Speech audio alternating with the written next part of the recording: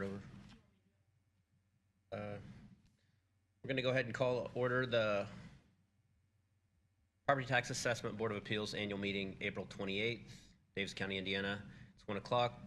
Let's do a roll call vote, if you would. Here. Here. Here. So Mr. Brigman is a new member. Any housekeeping matters just ahead of time for him?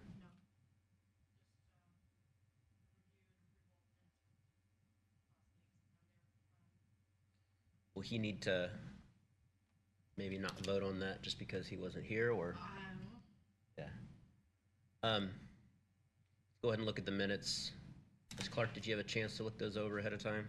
A little bit, yeah. Yes. Do you have any? She says there, for some reason, the August minutes were not. So she says.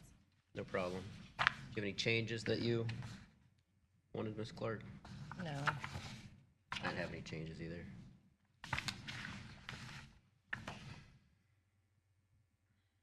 A motion to approve the minutes, both sets. A motion. All right. I'll make a second. All those in favor say aye. Aye. I'll let you sit this one out since you weren't here. Very well. All right.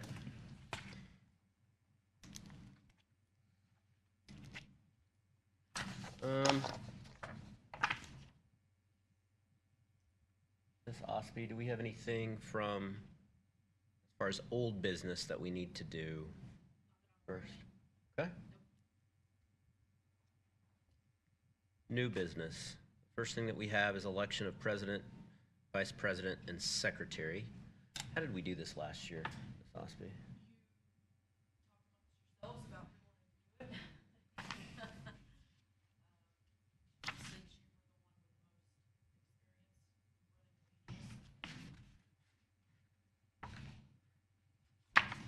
the most experience Who would like to do this year? As far as appointing the, Do we have to have a secretary on this board, or is that you? Okay, so we don't have to have that. I would make a motion to grant would-be president, vice president, and you guys have more experience than myself. Okay, Is that a motion? motion for myself as president, and Rhonda as vice president.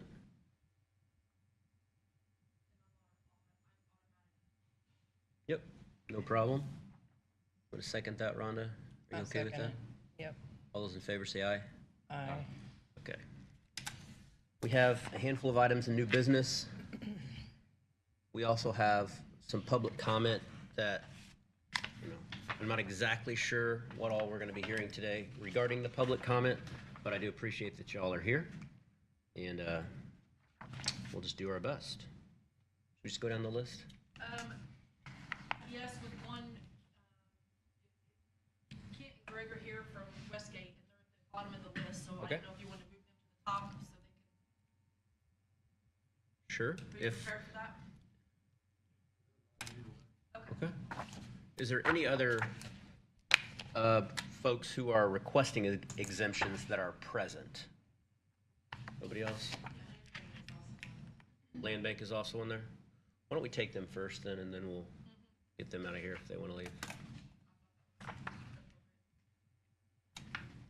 If you are going to be testifying in front of this board, or speaking, we would ask you to be sworn in. So if you're going to be speaking at all, if you don't mind standing and raising your right hand. Whoever's going to be speaking today. Anybody else speaking? As an attorney, you have a duty of candor to the tribunal. Okay. Yeah. Sure. Don't mind. Go ahead and raise your right hand. Do you solemnly swear to tell the truth, the whole truth, and nothing but the truth, so help you God? Okay, thank you. Mr. Parisian, Mr. Jones? I think the mic is on. Yes. Yeah, if you don't mind, then we can pick up whatever you're saying.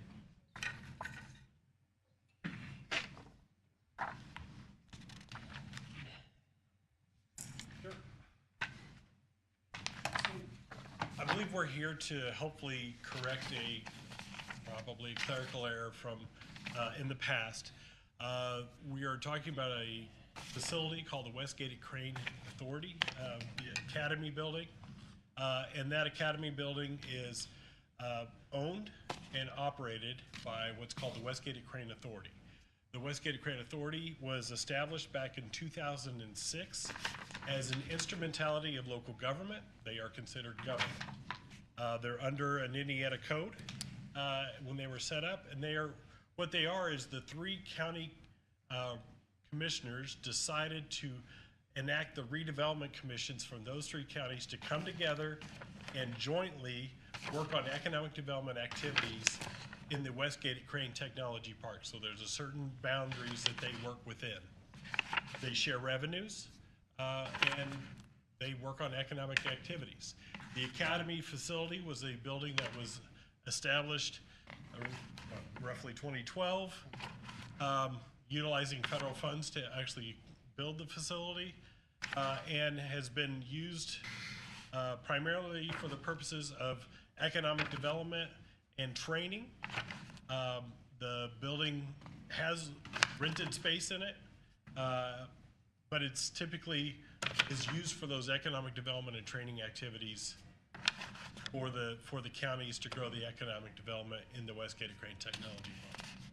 So we're seeking an exemption for the property because up until this last tax assessment, the property was not assessed taxes early on, and then was assessed a very low tax rate on maybe just the property. So there was some confusion on should this property be taxed or not taxed. With it being a political subdivision, Should it be exempt or not exempt? should it be exempt or not exempt? Yep. So.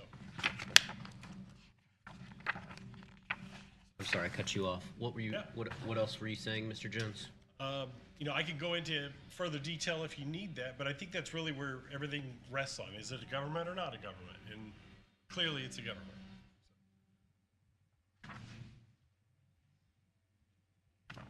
Okay. And is there a Miss Ospey, do you or what is your name again? Mr. Price? You have Mr. Price have a position on this specifically?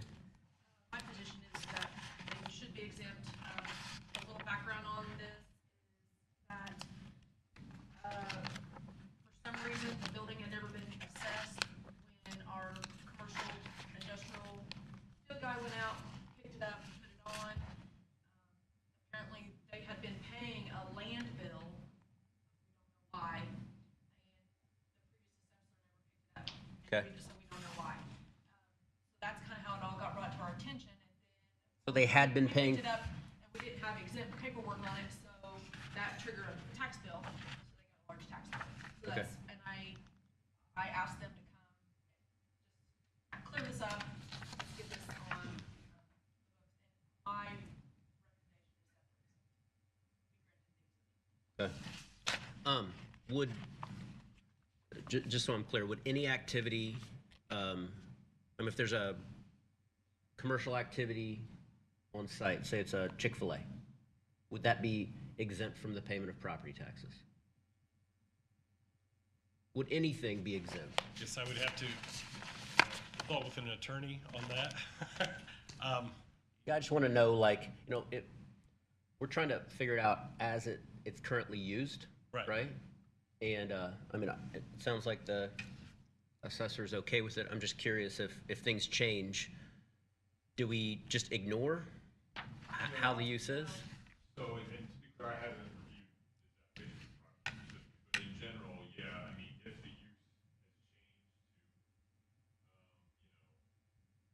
to, some sort of profit motivated use or commercial use, then yeah, the taxpayer would be obligated Okay, Yeah. to change. and you can do that in the future if, Any rents that are brought into for the authority in order, it's utilized for that property to be, maintained. It's a $9 million facility, and so it costs a lot to maintain that facility for the utilities and everything else. The budget is roughly about $1.5 million, and they only generate $800,000 in revenue annually off that building. And so there's a big deficit there. And so they actually utilize some funding from the state of Indiana to help shore up the full budget that they have for that facility for all the activities that go on there. And so there is not a profit that is received off that facility. And I don't foresee them getting to a point of a profit. It's just, If there's any profit in the future, all that profit goes to redevelop, or to develop the Right. tech park. That's what it was designed for. It was designed to be Yep. self-sufficient, which we're not there at this point in time without the Westgate Tech Park funds that comes from the state. so yeah, that's a good point. When it is if a profit would be turned, then it would be utilized on like building a road or building water, wastewater, or some sort of other infrastructure project that would happen for the economic development purposes in the park. And then those improvements would then improve the properties that the redevelopment commission owns, and also the Davies County Economic Development Corporation owns. So those just increase the value of those properties. Right. That those governmental entities own, so. Same answer? Yeah, I mean, I haven't heard anything. That it would not. Okay. Hugo always has the power to. Okay. Your position is exempt. That's what you're saying. I'll have comments. No, I would agree. Sounds like the assessment of the building kind of triggered maybe to clean up a clerical error from the past. So And also want to verify, the authority who serves on the tech park and manages the tech park, they are not a paid individual. So part of the monies that come into there do not pay the Westgate Authority. I know, because I've been on there since the inception. They're not receiving a dime at this point in time, so. we're saying this exemption is just for this most recent tax bill. We're not really looking back at any of those small bills. We're just dealing with the current issue. We correct? would not request that. Yeah. So going forward, I mean, just as discussed, you have a self-reporting obligation. If things change, you'll let the assessor know. Okay. We have a motion to approve this exemption. Make a motion. I'll second. All those in favor say aye. Aye. Aye. Motion passes. Thank you. Thank you. Thank you. Sure. Mr. Jones, you're on a roll. You're on a roll. Keep going. I do wear too many hats.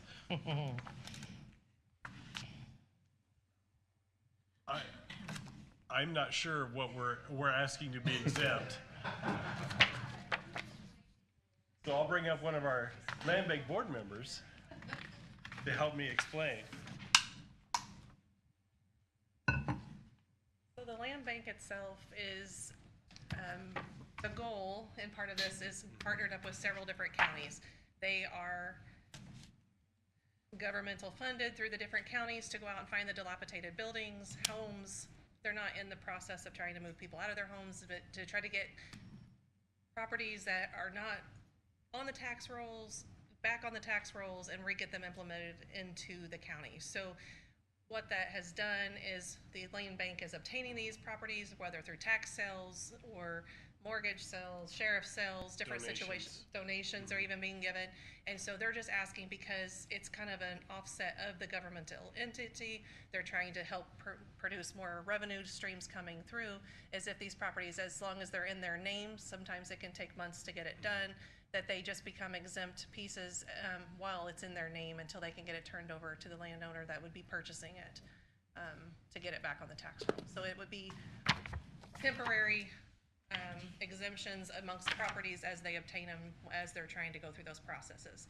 One, for example, is the Hartsburg property up by Westgate. The land bank has obtained that, and it's going to take a while to take care of it.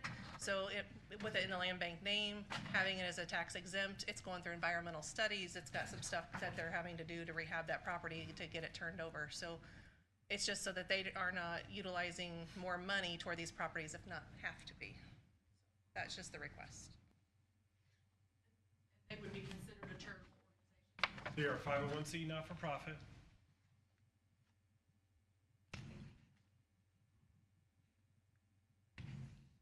None of the officers get paid anything. Sure don't. No? What's your Subway. position on this one? Yeah. Okay. We have a motion on exempting Indiana Uplands Regional Land Bank. I'll motion. Motion is second. All those in favor say aye. Aye. Motion carries. Thank you. Thank you.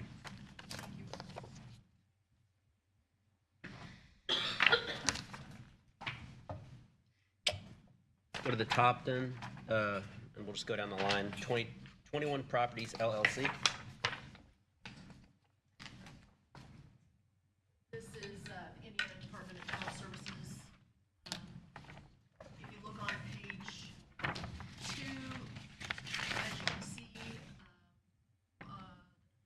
number 4, 5, they take the square footage of the entire building and what the percentage that they occupy, they're asking for an exemption on that percentage. They're a government entity. Have they been exempt in the past? Yes. And that remains your recommendation? Yes. We have a motion on that. Make a motion. I'll second. All those in favor say aye. Aye. Carries. Thank you. Bertha D. Garton Ketchum Memorial Center. This is a long-term care facility, nursing home. All their other properties are exempt. This is a new property they built. I believe so, yes. Well, it's a new property that they acquired. 601 East Ray Street. And it's the same use, as far as you know? As far as I know. So an exempt use. We have in your position, is that they be exempted? We have a motion on that one. I'll motion. For exempt. All those in favor say aye. Aye. Motion carries. Iglesia Cristiana Jehovah Nissi Inc. Did I pronounce that right? I don't know. This is a church building. Religious organization. They acquired it, I believe, in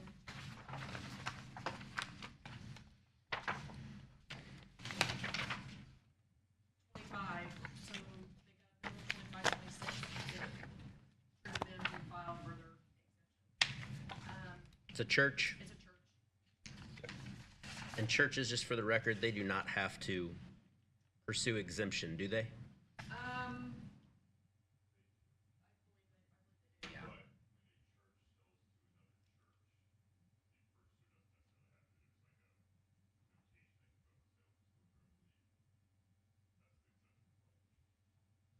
So, I mean, every church has to apply for exemption from property tax?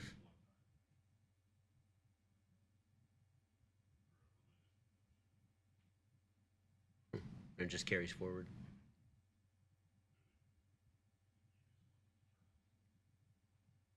Okay. A motion on this one? I'll second. Motion is second. All those in favor say aye. Aye. Motion carries.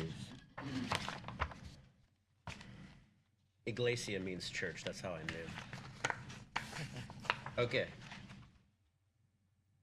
E on our sheet, which is Alan Goodwin. Is Mr. Goodwin here? Okay. Can you tell us about that one? Reviewing the exemptions, when I came into office, we noticed this property and felt like it should be reviewed. This is a rental property that Mr. Goodwin owns, and he rents to the school corporation for the Twin Rivers program.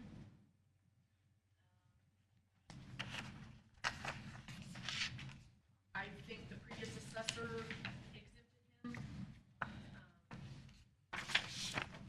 If you have a copy of the email from the next do not see any reason with the information provided that the property should be moved back to exemption. The landlord is paying the taxes as well, and that they don't see that term called out in the lease, but presume that the case given the statements in the application. So I had questioned whether they had legal authority to be exempted. Is this a market rate rent?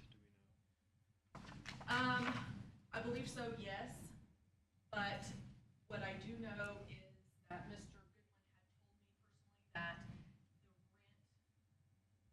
the taxes were not figured into the rent because they had always been exempt.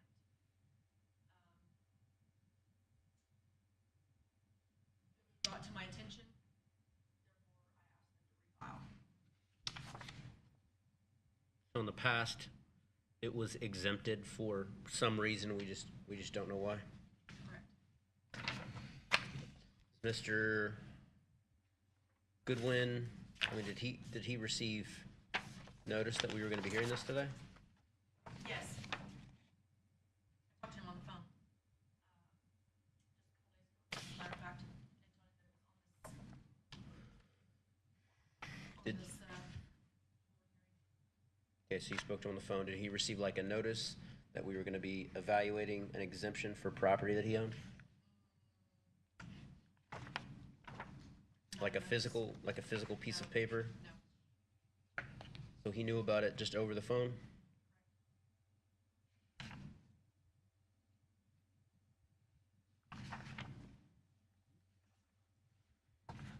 Do we know the rent amount set on this application by chance? I think this is a commercial lease from 2024.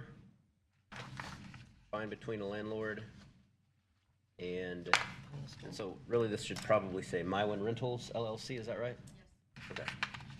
Mr. Goodwin, I believe, is a member of that entity. The tenant is Twin Rivers Career and Technical Education Area, so that's the lease.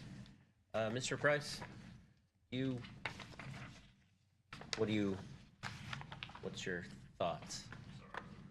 No, it's okay. So there's an email from Brian Cusimano, who you work with. He says, they appear to be a typical landlord. I don't see any reason why from the information provided that the property should be moved back to exempt. Meaning, it should not be exempt, they should pay taxes, is what Brian said on June the 9th of 2025. Seems the landlord is paying the taxes as well. I didn't see that term called out in the lease, but presume that is the case given the statements in the application.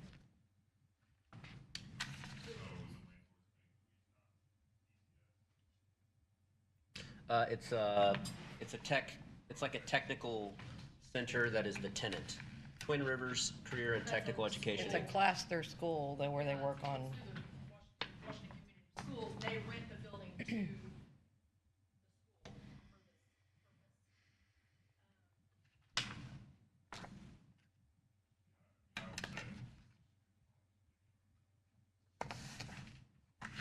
Lawyers always agree with their lawyers. Spoken like a lawyer. Yeah, I mean, in order for the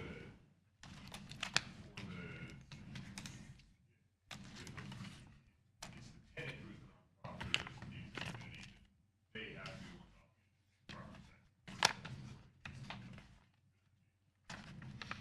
Yeah.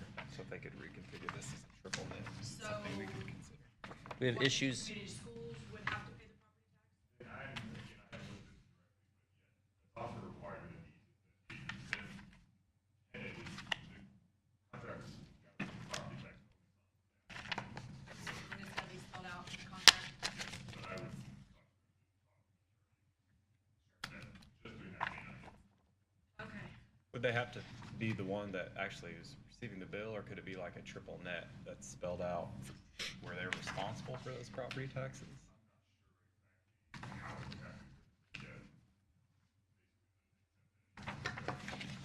What about due process? The fact that we don't know if this person got a specific notice about being discussed today.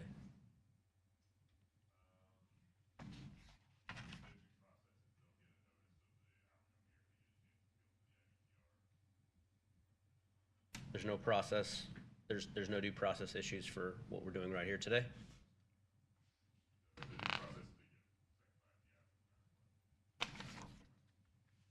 They have to go up to Indianapolis in front of the IBTR, is that correct?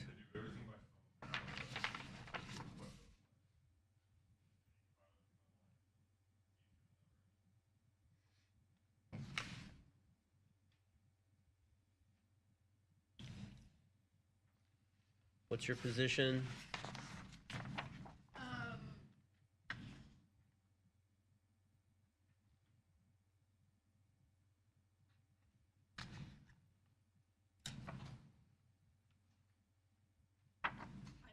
don't see any reason to disagree with Mr.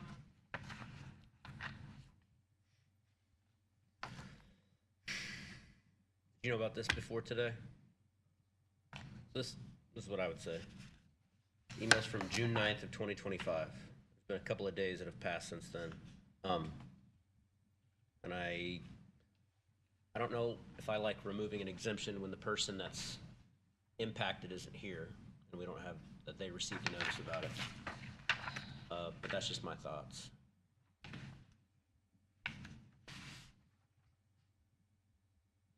Is that at least rational? Would we make a motion to table this and reassess?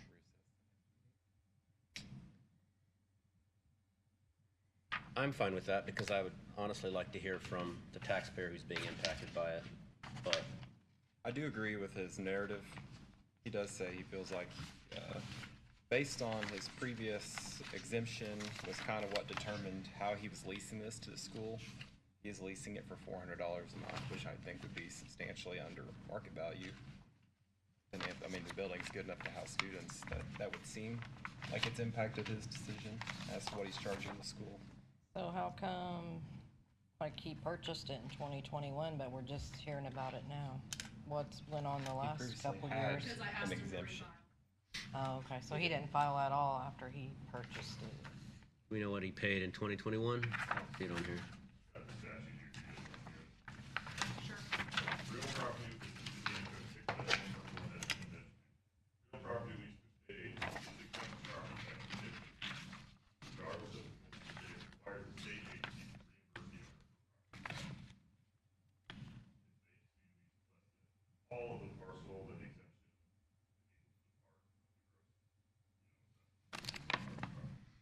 The code provision again, please. What's the code provision again, sorry? 6-1.1-2. So, just my reading of this, without, like, the facts here, but any real property leased by state agency is gonna be exempt. State is required. So you're saying this one, they're not required, so it's an open question. I didn't look at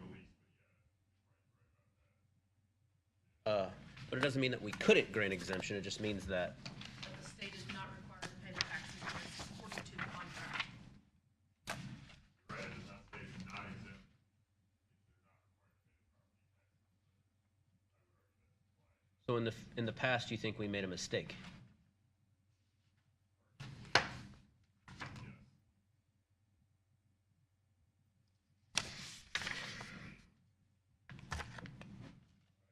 Recognize that there would be an argument for the landlord being a charitable entity, I guess, if he starts with less than. That's what I wonder about.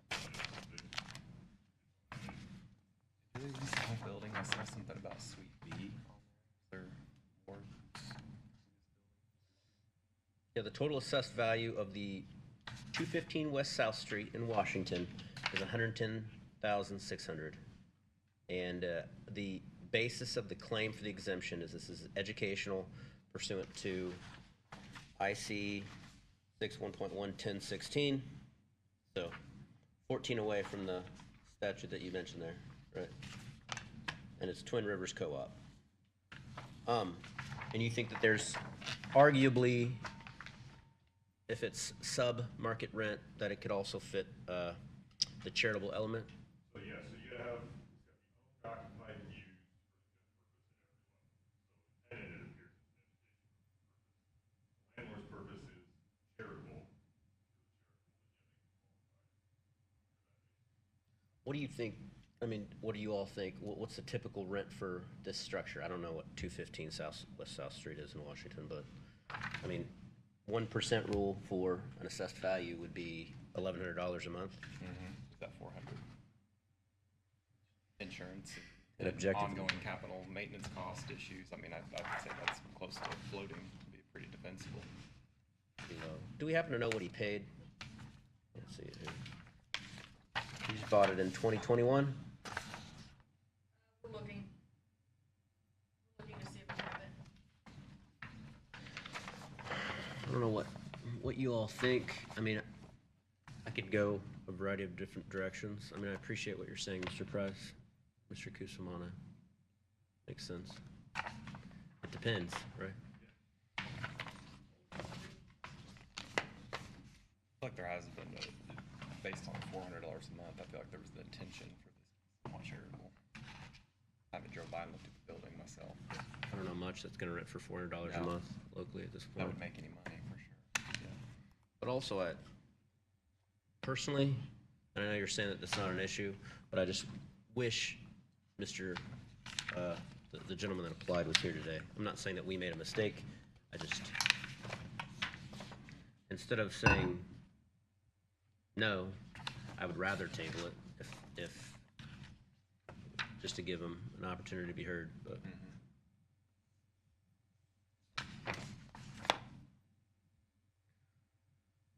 Any other comments for the good of the order? Anybody? Any motions? I would make a motion to table it. Motion to table it. Is there a second? I'll second. Motion to table and second. All those in favor say aye. Aye. Motion carries. Maybe we'll invite this particular person back to present on why they think it should be exempt, if that's acceptable. Okay. Next, Washington Carnegie Library. That-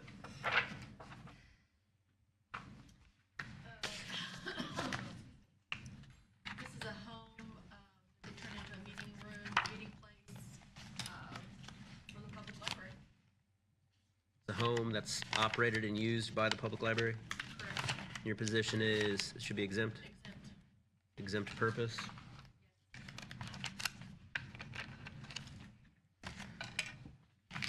Pretty straightforward. Motion for the exemption. Motion, I'll motion. second. All those in favor say aye. Aye. Aye. Motion carries.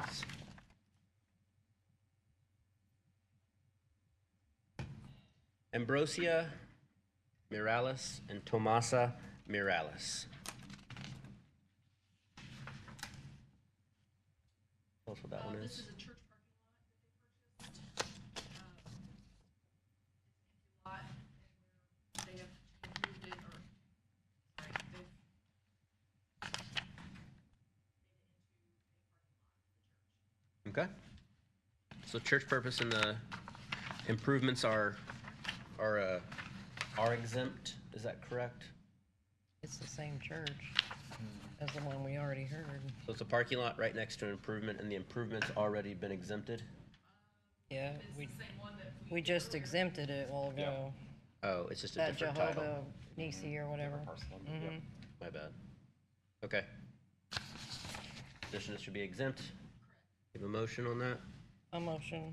Second. All those in favor say aye. Aye. Motion carries. Okay. Any other exemptions that we need to hear today? On the back. Let's see. The last exemption? Okay. And if we would go ahead and let's send some sort of a notice to MyWin Rentals and just invite them back for a later date, if that's okay. Okay.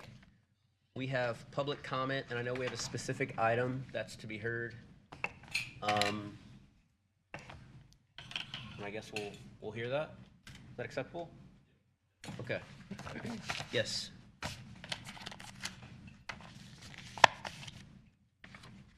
I guess, first off, I'd like to just continue that exemption train. That was pretty good. Did you So- apply for an exemption, Mr. Gress? I wish I could. I feel like that wouldn't go well. So, I have two main issues. This is for my house that I live in. It's 102 Belterre Drive in Washington, Indiana. So the first one is that I didn't get my, this is, the second one is more fact-based. This one here is more asking for grace. I did not receive my Form 11 last year, saying that I guess I should back up and say I've been building a house. Okay, this is a brand new build. I've been paying on just the land because I'm building it all myself. It's a really, really slow process when you have kids and you're at home and you're doing it all yourself with one person. It's a really, really, really slow process. So that being said, it has drug on a little bit, and I will completely agree to that, and my wife would agree more probably. But so I've been paying on just the land, okay? Then this year I had a person tell me that my valuation on my house has jumped to $1,024,000. And who told you? What is it? Brenda. Yeah, Brenda Treasurer's office. in the treasury. Brenda Parsons? Okay. Because she actually saw my bill and was like, "Hey, just so you know, you're going to have a $20,000 bill," and that's a very alarming thing. I mean, very alarming to a person. And so she called and let me know, like, "Hey, just so you know." You remember what day that was, Mr. Grass? I could look at phone records. And so tell you did not receive, to your knowledge, you did not receive a Form 11. So I did not physically receive a Form 11, okay? Since I have actually went and done my own research, because I talked to Crystal. I said, "Hey, like, this is outrageous. Like, there's absolutely no way I can pay $20,000. Like, what can be done here?" Okay? She says nothing. Nothing can be done. So now I will back that up and say we did sit down later that day and change the value of the home, Okay. but nothing could be done. What day was that?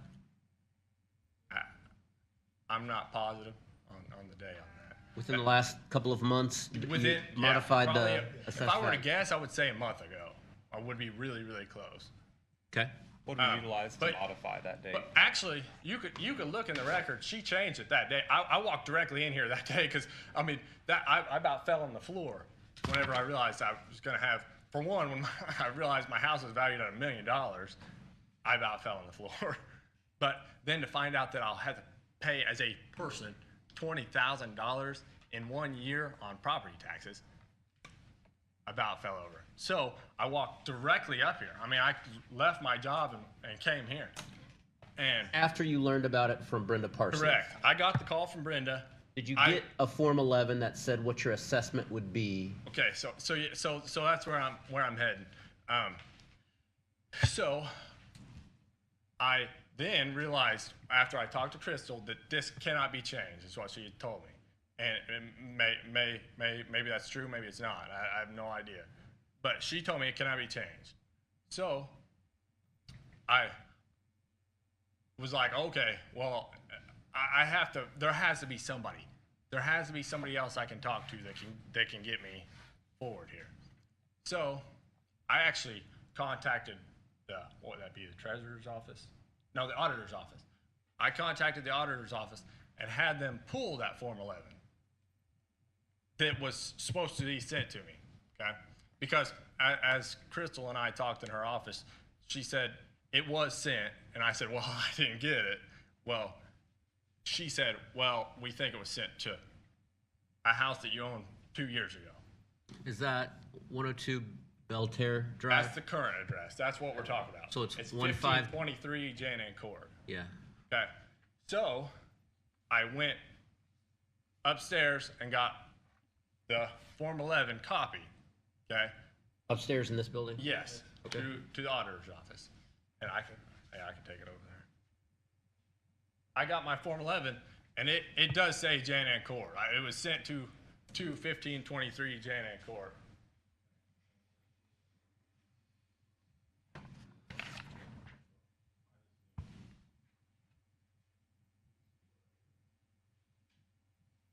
Oh, yeah. Okay. And then what's very, very, very confusing about that is if you look at when that was sent, and you look, these are my tax bills for the last 2 years on that property that were sent to 102.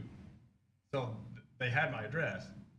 All my tax bills that I've been paying have been sent to 102 Belterre Drive. You see what I'm saying? Mm-hmm. So they had my address and have been sending me that my Well, payable so- year 24. Yeah, and so what I've noticed is that there's 2 tracks over there, Yes. correct, that you own, you bought maybe a month apart, a couple years ago. Yes, I bought the original one to put my house on, and then there's a really skinny, narrow lot behind me that was doing my neighbor no good. It was full of trees, and so I bought that too. But my house doesn't actually sit on that track; it sits on the front track. You still own this house too? No, and that's part of this.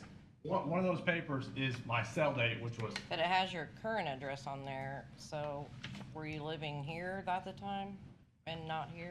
Or, I mean, when did you move out of here? that's on there. I sold that date with immediate possession on the 2nd of January 2024.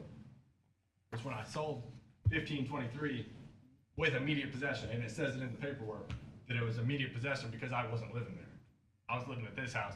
We've been living in the basement. So you've been living here though We've been living in the since, basement, yes. Working upstairs. since 2024? 2022 was Twen- when we actually opened up the house.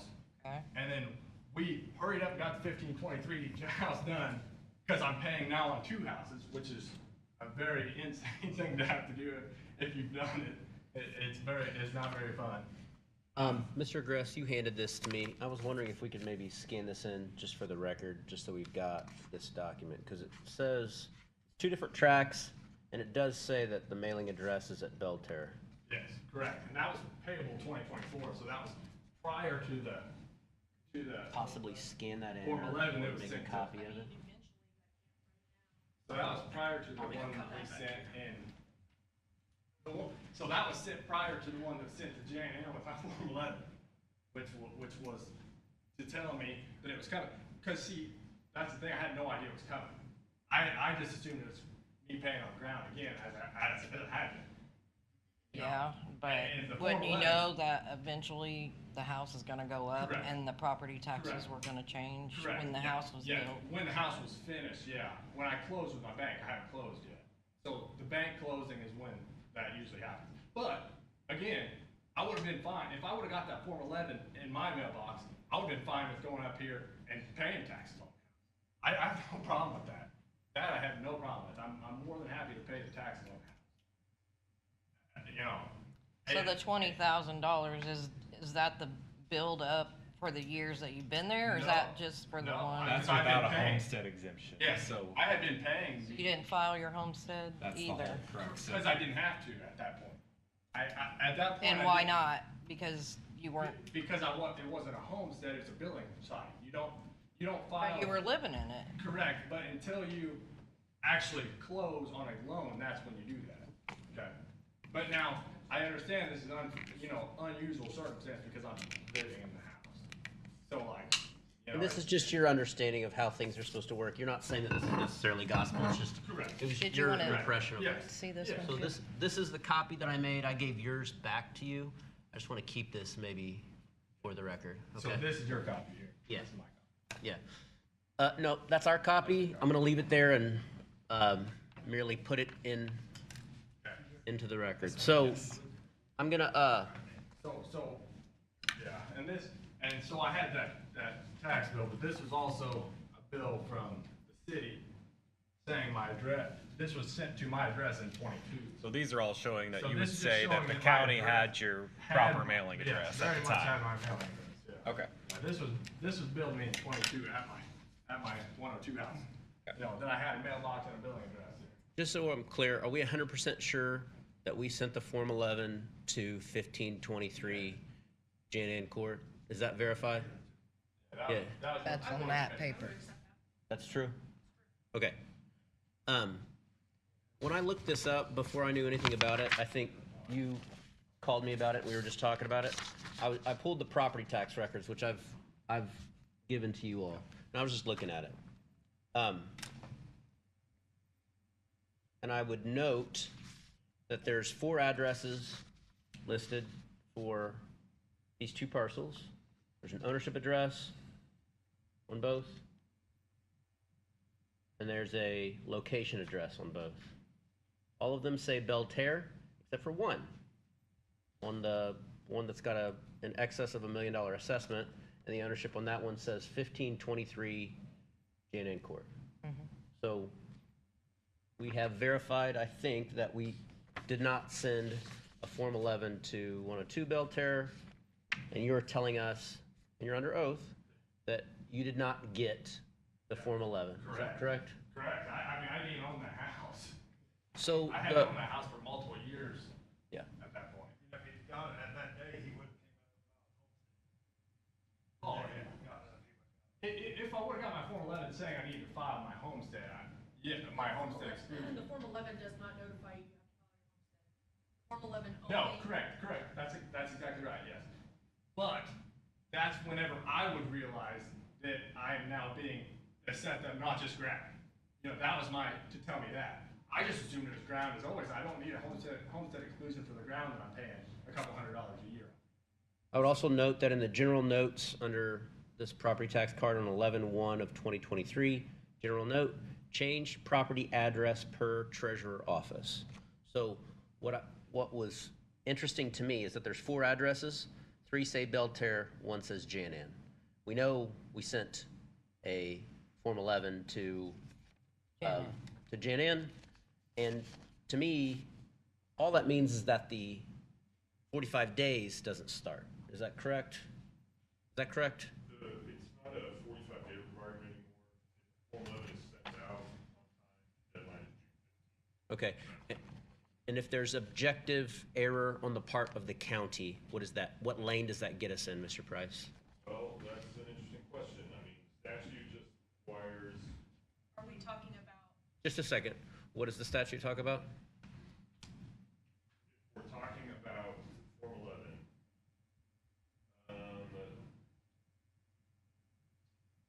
deadline is June 15th of the assessment year if notice of the assessment is mailed by the county before May 1st of the assessment. It's not so much receipt, it's just that if we give an address, if I give an address to the county and it goes to an address that I did not give them, or an old address, that would be objective or clerical error. Is that correct?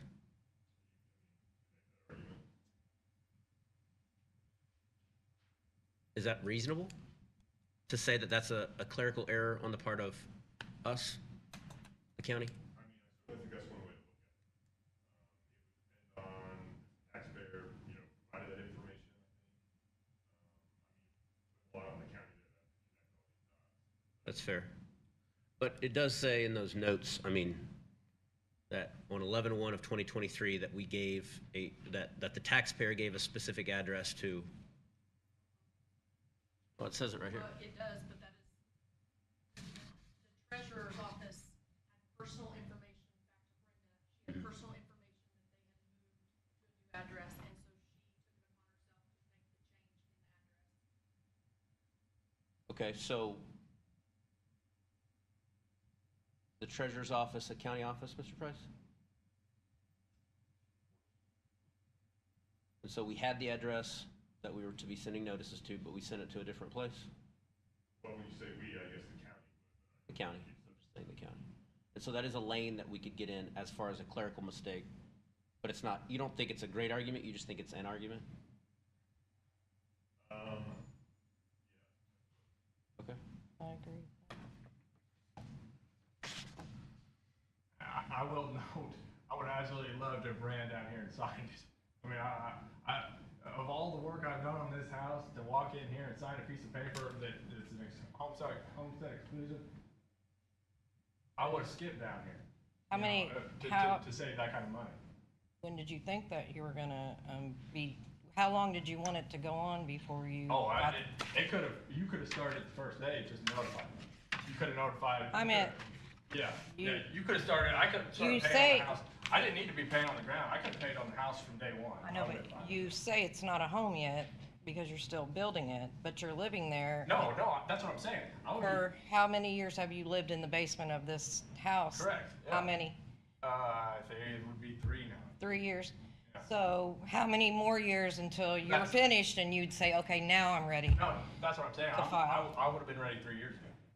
Well, It's then not what, like, what oh, kept you well, from coming and doing it? Once the because house I'm- was put because- up, because even though I'm it's being not taxed- finished, Because I'm being taxed on only. because you're only paying tax on the land, Correct. which looks good compared to what you're gonna pay for a house. Correct, yeah, so, yeah, So- if I'm only paying on the ground, I have no reason to need to sign a homestead exclusion when I'm. Then how- It's just a house. I think you said earlier an assumption, right or wrong, Yeah. was What- he thought when he formally closed his bank note was when he would file that exemption. Not saying that that's correct. No. Yeah. Well, any way you look at it, yeah, I would have been more than happy to sign it. I would have been happy to pay on the house all this time. I mean, it's not that I've been thinking, oh, I'm so glad that I'm not paying on the house.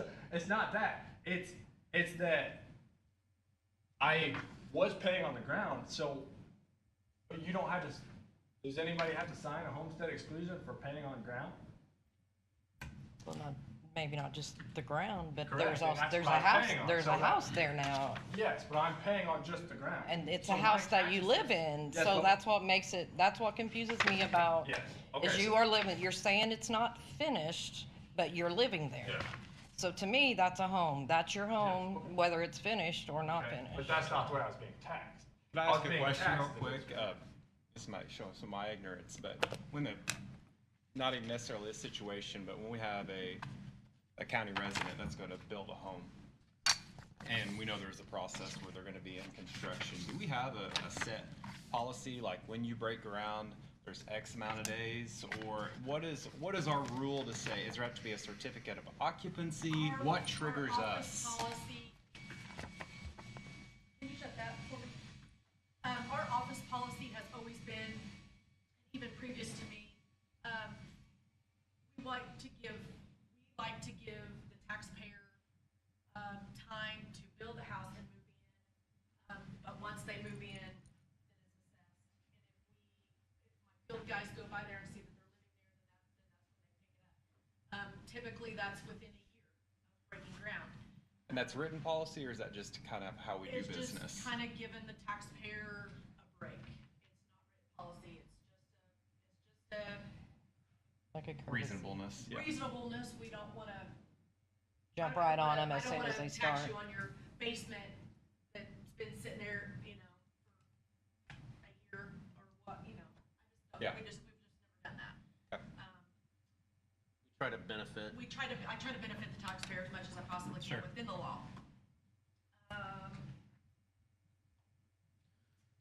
When I pulled these documents as well, I just wanted to note for the record that there's a warranty deed from September the 2nd, 2020, it's recorded, and one from October 28, 2020. The addresses on both of those, in the back, there's just a place where you send tax statements. It says 1523 Jane Ann Court, 1523 Jane Ann Court. On this one, it says 1523 Jane Ann Court both times. So, the thing that made me pay close attention is that clearly we were told something because we changed some of it to Belterre, but we didn't change all of it to Belterre, which I want Mr. Gress to continue with his presentation, but I mean, all I had to do was look at the objective information, and there was something that was amiss, in my opinion, without talking to anybody about it. Because clearly we were told something, meaning, when I say we, I mean the county, but clearly, I mean, it's evidence that, and we've acknowledged that the county did not send the Form 11 to that same address where he currently lives. Form But 11 we- and the homestead are two different issues. Very, very different things. There's an objective element of an appeal here, and there is a subjective element. So I would say that the Form 11 and the homestead filing are two separate issues. I would say that they're not either one. Yeah, there are two separate issues. That's correct. So in most circumstances, I see that. I really do. But what I'm getting at here is, I just thought I was paying ground again. You know, so the Form 11 was what's going to tell me, hey, we think you live here. We think that you need to have homestead exclusion signed. That's it. You know, the fact that I've been getting ground, and to your point, I was happy to not pay the ground if you know, I live there. I wasn't hiding. I'm not hiding that I'm living there. I would pay, but my thing was I've been paying ground, and that's the way it came to me every single year. So I had no reason to believe it was going to be different this year. I feel like I would say that as a board, we've kind of affirmed this train of thought, even with our decision earlier with Westgate. They were happy to pay the ground. It wasn't too much, but then there was a triggering effect that caused them to look at their exemptions that brought it to their attention. So I would say the Form 11 could have been that triggering effect in this in the same sense it was at Westgate. Yeah. They were paying a property tax, something happened that caught their eye, and they wanted to bring them out of here. So I would say it's a similar incident. Just because I would have no reason to sign a homestead exclusion on ground. That's what I was being assessed at, was ground. But if the deadline's June 15th, can't you still file that now? Well, I asked Crystal and she told me no. That's not my decision. Homesteads are not my decision. Well, I asked you in your office if that could be changed, and you said, Form 11s, yeah. the homestead. I was asking about the homestead. I said that that was the auditor's responsibility. I don't make that call, but I'm pretty sure that the law says you can. So I mean, that's why I'm here. So that was my stance is, The auditor's office. unfortunately, there's nothing I can do about the homestead. Yeah, so the auditor's office, and again, I don't know the specifics on it, but the auditor's office told me Crystal's the only one who can change it, because that's where I started with the auditor's office. So But I did change the assessment. Yes, and we'll get to that later. But, so, they told me Crystal can get it, so I went straight to Crystal's office and sat down in her office. That's when everything started, you know, as far as things getting changed around and moved. But when I sat down with her that day, she said, you missed your 45 days, absolutely nothing I can do. So that's why I'm here, asking for grace, because I did not get that Form 11. So I had no idea to think that it was not going to be ground again this next year. We keep talking about the 45 days. You say that's not the standing anymore? The old rule is 45 days. The new rule is just by Okay. Of this year, yeah, that you pay it. So up to be June 15th. So, okay. Yeah. And I did make the changes to his assessment, which was what I have control over, 425A 26. I reduced it by over half of the assessed value. Okay. So do we have that new document? Because I know, I think I did send it to you, but I can, because I asked about that a couple of times, because I know it's changed a few times and maybe it changed again. Did it change last week? Yes. Yeah, I got a call on Thursday, I think, from Crystal, Okay. saying that it had changed. Okay. Thursday of last week or Thursday 2 weeks ago? It would have been Thursday last week. 415, Okay. 415.26. That's not what the phone call I got, it was 5:20.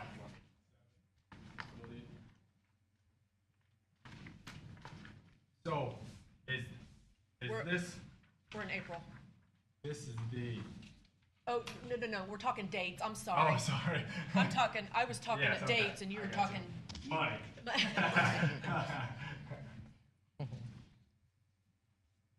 Okay.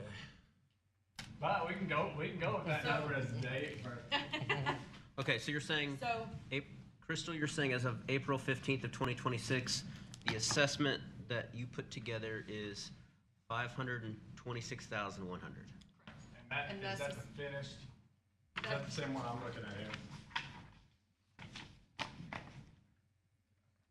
So is that the same thing I'm looking at here? What that finishes up at 600? I think that was maybe an interim assessment of This- 629,741. I don't know what that is. Where did you get that? That was off the Davis County. Yeah, so it's been changed since Okay, then. can we pull up my current one right here? That is your current one, right Yeah, there? with 526? this. I don't, Yes, yeah, the breakdown here. If you could pull that up. I don't have Okay, well, that, the GIS, May I see what the that current computer- GIS, that's the current GIS on it right now. When you look the property card up on 629? Davis County GIS. the GIS is, lagging. It will Yeah, not. yeah, if you could give me the current one, that would be great. This is the current one.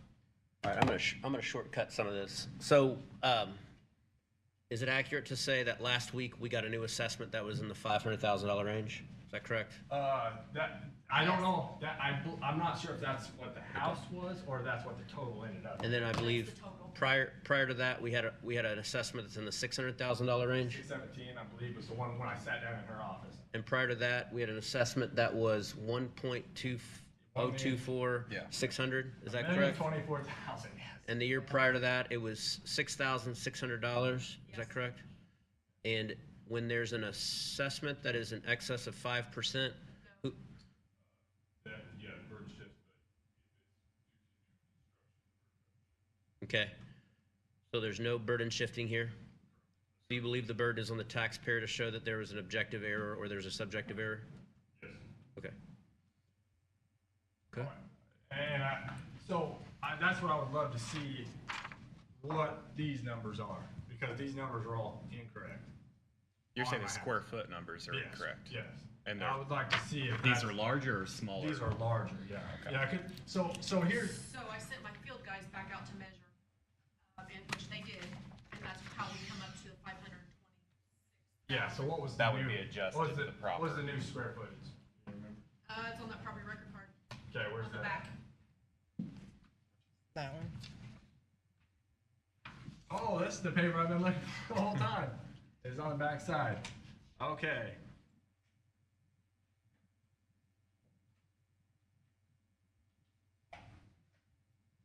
And just so we're clear, Mr. Gress, once you're done speaking, I also want to hear from Ms. Osby and Mr. Murray, if that's acceptable, but keep going, please. Yeah.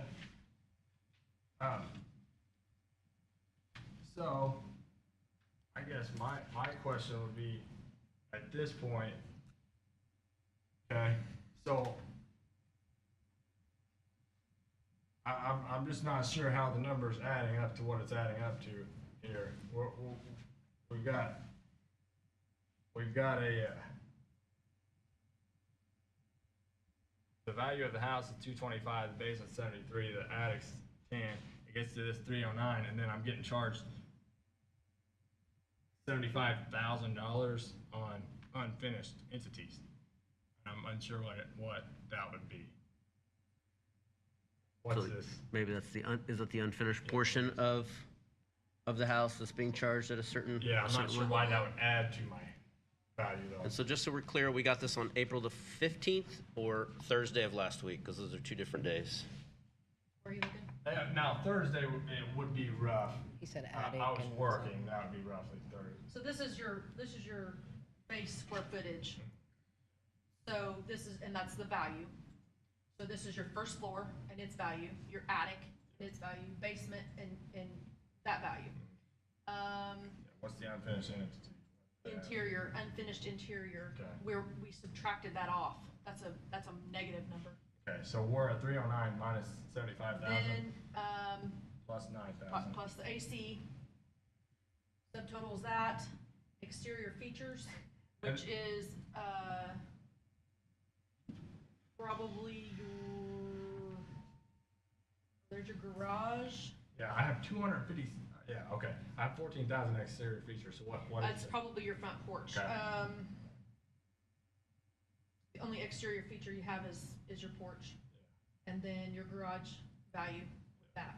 So we So get to you 318, get to- and then how's that go to 511? Then you get here your replacement cost, and then your neighborhood factor.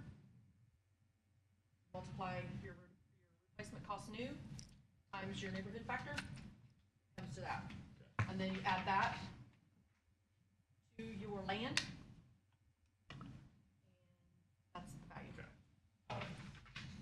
The Are you all in agreement on how that reads and does it make sense to both of you? what she's reading makes sense, but I have some points that I believe I can make here. Where's the grade, the construction grade paper that I have? This is off the Indiana.gov website here.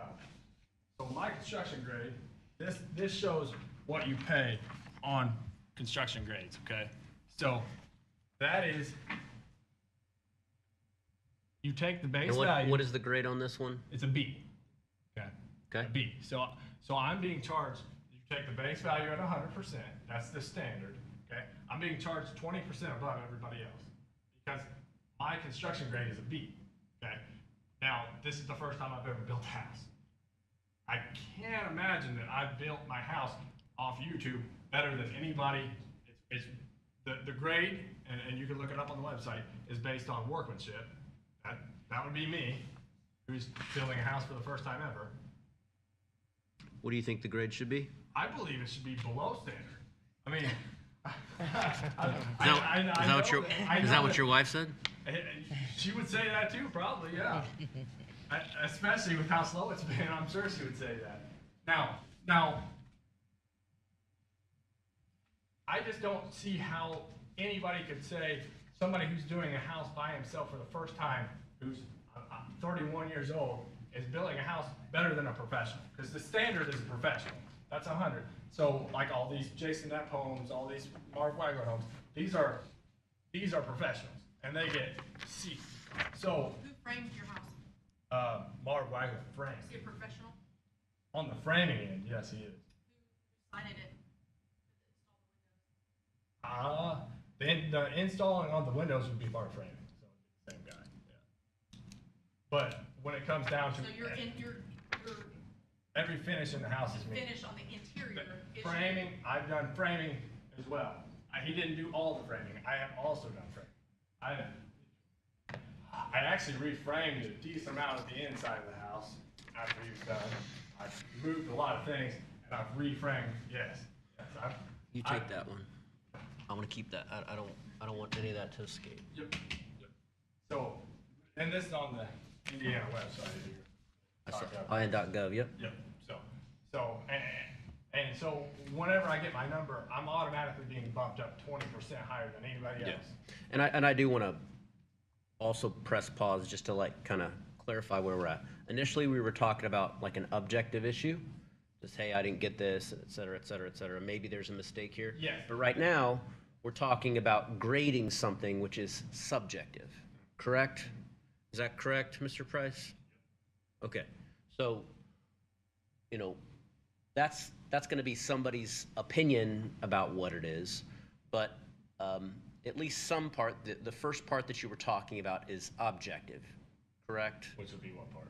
The part about Mailing the address. Yes, correct. That's why, yes. Okay, so there's two elements here, and that's what I'm saying. It's this lane or that lane, or maybe it's both. Is that correct, Mr. Price? Okay. Keep going. Okay.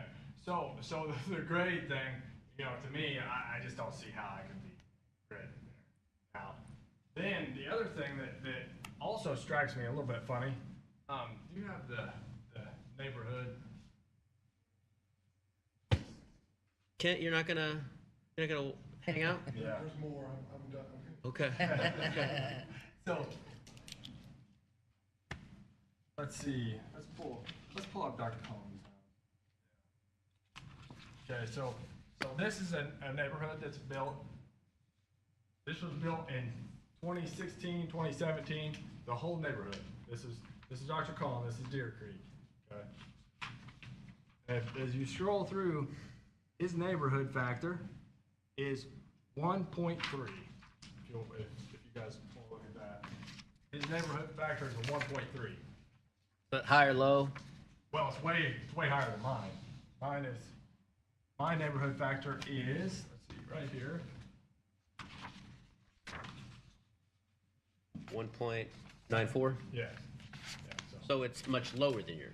His is way lower. Yours Yeah. is higher than Mine Yours is is much higher. higher. that. Okay, Much just to higher. clarify, yours is 1.94 as of 3/14 of 2023, and you're saying Dr. Cullen's house is 1 point, His is 1.62. I don't know where that came from. Okay, well, and that would so be, from 1.62 to 1.94, so it's gone back down? It's gone down. okay, so, we changed it to 162, okay?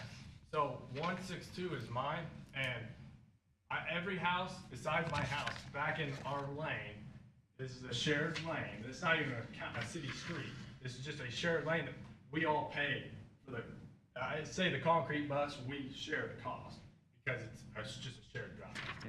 Okay, so, it doesn't even have, there's no trash. Is it a public road? No, it is not. It's just a private drive. We all share the cost of the drive. If something happens to it, and say the 20 foot of it chips up, we all have to share the cost. Is the NBHD 1.62, is that what we're referring to? Yes, correct. Neighborhood What's- factor. Oh, that's the neighborhood factor. So, that being said, also with my house, every house, with an exception of one, and plus mine, so that would make two, every house in the neighborhood was built in the 70s. Okay, so these are not new homes, or later. These are not new homes. It's a rough neighborhood. I won't say, I can't say that it's super rough. My grandma's back there, and so I could get myself in trouble saying that. But it's not. This is not a new. This is not a subdivision from New Road. This is not a subdivision. This is not even a Deer Creek. This is not a Deer Field.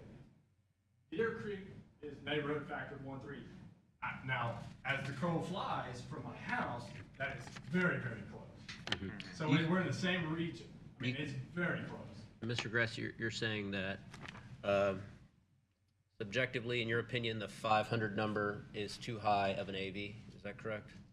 On the That's what you're saying, the 500 yes, number that based came off out? all these multiplication factors. Okay. But the assessed value number the is, assessed value that she has changed everything to, these numbers are correct. okay, The very last one that she just gave me. the 500? Yes. So I you mean, agree with that, with the 527? well, I don't agree with the final number because of the multiplication factors that I believe are off. But you're saying the square foot's correct on The square foot was 2838. So I'm not On the sure. back of that page right there. She's got me at 2869. So I believe that's wrong, yes. But it's a lot closer than the 3,000 she's given me, which is an even squared off 3,000, which would be unbelievably hard to build. Or, I mean, to just engineer. So maybe something 30, with all 30 that. square foot off is your complaint, and then the neighborhood factor, is that right? Yeah. Okay. Yeah, and the grade, see, those are multipliers that, I mean, the grade is probably the biggest one. I mean, the grade, to go up 20% above everybody else, let me show you, this is Tony Massey's house, he's also in our county. If you guys would like to look at, this is a very, very, very nice bricked home, very nice bricked home. He's probably undergraded. Very, very nice. He's got a C. Very nice. Mine just has vinyl siding. I put the cheapest stuff. If I get a price, and my wife would agree to this, gets me in trouble. If I get a price, more than likely I don't like it, I go get it. It's a cheaper material somewhere else. You do not have a brick exterior? I don't have a lick of brick. Do we have a picture of the exterior of the house? I don't have a picture on me. But it's all vinyl siding. Every part of it's vinyl. Kenneth at my house, he could tell you that rather it has plastic or brick. Is it, It's all vinyl. Yeah, it's all vinyl. What's your opinion of grade? Being that you're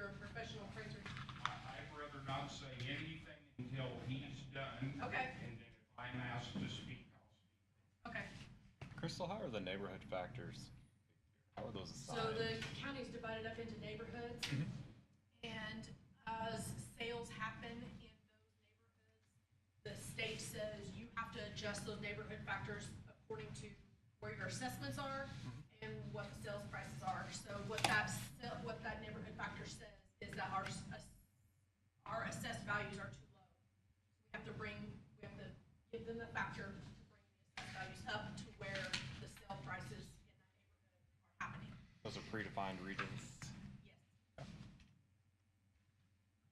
Is it your opinion that this Massey house is nicer, worse than Mr. Gress's house? I would say with the exception of, what year was this built? 17. I would say that I'd say that this house is undergraded. So you would say that it is nicer No, I or would say- worse? I would say it's nicer than what we have it graded at. I'm asking, is Mr. Gress's exterior look better than Mr. Massey's house It's or not worse? just exterior, it's, how big is it? Is it sprawling, which I believe, Mr. Gress's house is. It's, bigger. You look at the roof line. Sprawling, is that a objective or subjective term, Mr. Price?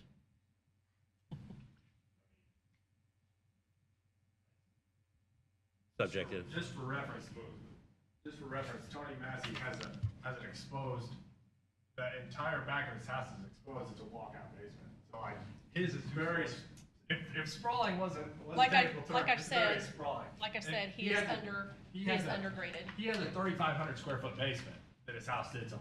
He has a garage that you can drive in with basement underneath it. That's which is a structural. I'll be sure to let him know.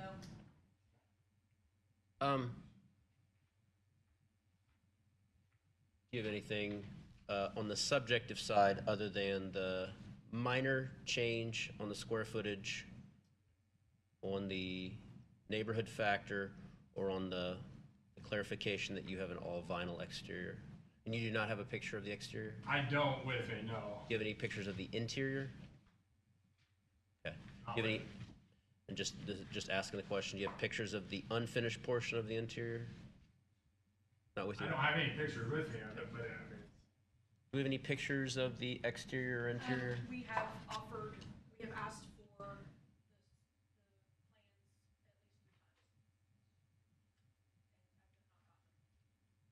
Okay. I'm not, to that point, I'm not sure who she's asking. the day you were in my office, you offered them to me and told me you would bring them in. You did not. I offered. Mr. Murray has asked for them at least twice. So the day in her office, I did offer, and this is why I did not bring them in. I offered to bring them in, and she said I could look at them, I could not look at them. I'm not changing them. That's not what I said. That's what she said. Very much what she said. If that's the case, I why would I understand. have sent Kim out there? I understand this is her word versus mine, so I understand that's not provable, but that's what she said. So why didn't you think to bring any? You brought other people's, but not your own. We need to be moving this along. But Is this the actual, is there gonna be, here's this is one big takeaway that I would like to have with this too. What I'm really afraid of is whenever I sat in her office, and this is why I'm here trying to talk to you guys, I'm afraid that I'm gonna get a verdict here, and if it's favorable, if it's not, I'm afraid it's going to be, I will get retribution next year. She told me when I was in her office, and I quote with fingers like this, as soon as you get done, it's going way up, way up. This is gonna be a very expensive house. Would you agree to that? I would agree. This house. said it's going way up, it's gonna be a very This house expensive house. has zero, his assessed value has zero finish in it for this year. But that $526,000 has zero finish. I took out the basement, all the bathrooms, all the interior walls, all the drywall, kitchen, everything. This is a stud of a house. And this is what the cost tables in the state of Indiana says that Okay. it is assessed for. it will, when I add the finish, it will go up, and I was trying to warn him, like, you need to be aware that this is gonna go up. And she said that while I was still being assessed it. This happened a week ago that all these numbers got brought down. So when she said that, my assessed value was of my home being finished. It was not of my home being unfinished. But the other numbers that I had on the other paper, that's the numbers, as she said, these were higher numbers. It got lowered a week ago. So when I sat in her office a month ago was when she said it's going way up from these numbers, which were inflated from what they are now. The numbers from the second change. So at the 617, she said they will go way up, way up. I just want you to know they're going way up, which was, you know, I took that as a threat, and it really made me nervous because, you know, what does a guy do in my position? You know, when you're being told it's going to go way up. You have a, You didn't want me to warn you that this was an unfinished home and that But at that time, you know, I wasn't being billed for an unfinished home. That happened a week ago. that's, Yeah, you just changed that to a week ago. If you don't mind, if you would direct comments to us, and if you would direct comments to us, just so we can short circuit this, and I would prefer not to have a lot of back and forth between assessor and taxpayer, if that's okay. And just be reminded that everybody's under oath and has an obligation to be honest with us. What is this that we're looking at here? it's an Of aerial view. The house? We agree that it's vinyl and not brick? And we agree that this changed last week or 2 weeks ago to the 526-100 number? It changed first time right after he left my office. Okay. I brought it down.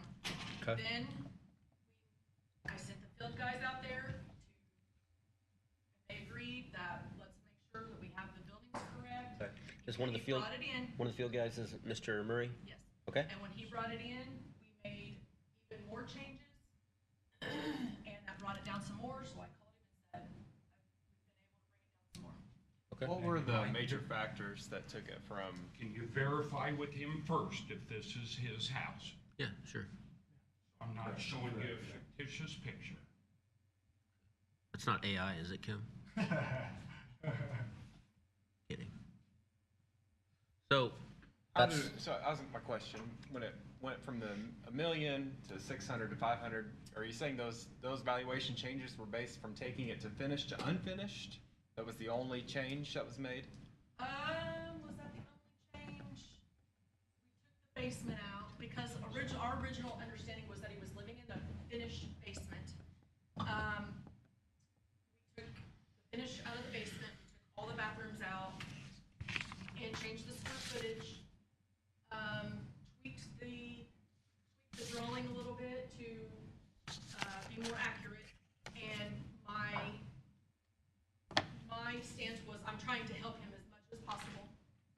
So he did not pay his tax, he didn't pay anything like he said on all those other years. So, and I sympathize greatly with what he was going through because I completely agree. So my stance was I'm going to try to help him as much as possible, and I'm going to bring that assessment down as much as I can within the law. So it's safe assumption if he finishes his house, it'll be assessed at $1 million. It's safe to say it's going to go up. I don't know if it'll be at $1 million. and the idea would be to get it to what type of evaluation? What are we trying to get here? I don't know. I'm saying we're trying to get it to like a fair market valuation, is Fair that right? market value, yes. For the use as it currently rests. Yes. And so when we find out that things aren't complete, obviously it's not being used the same as a completed house would be, and so of course it could be adjusted down, is that right? Yes. Okay. Mr. Gress, do you have anything else that you would like to communicate at this point? I don't know that I have much more.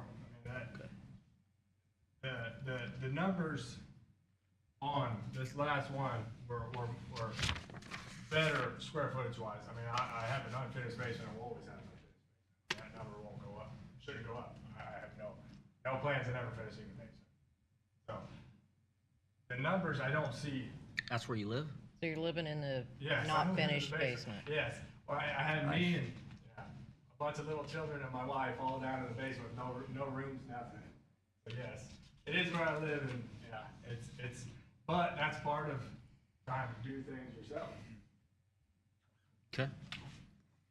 So we've spent decent amount of time talking about this objective issue. We've spent some time talking about the subjective issue. Is there anything else that you would like the board to know?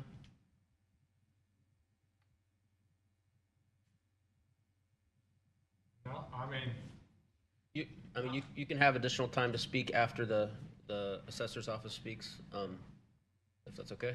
yeah, if we wanna table it for a second and let me. Yeah, so, this is, all we have on the agenda here is public comment with your name, but I do want to hear from, I'd like to hear at least on the subjective part about, and Mr. Murray, you're under oath and you visited the house, is that correct? Okay, would you like to speak at all? Would you, if you don't mind, would you come up to the podium, please? Sure.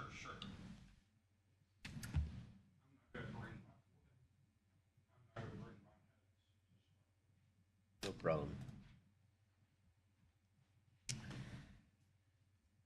I guess I'm not sure which time I was at the house that you want me to speak about. How many Because times have I've you been there been? numerous times. Okay.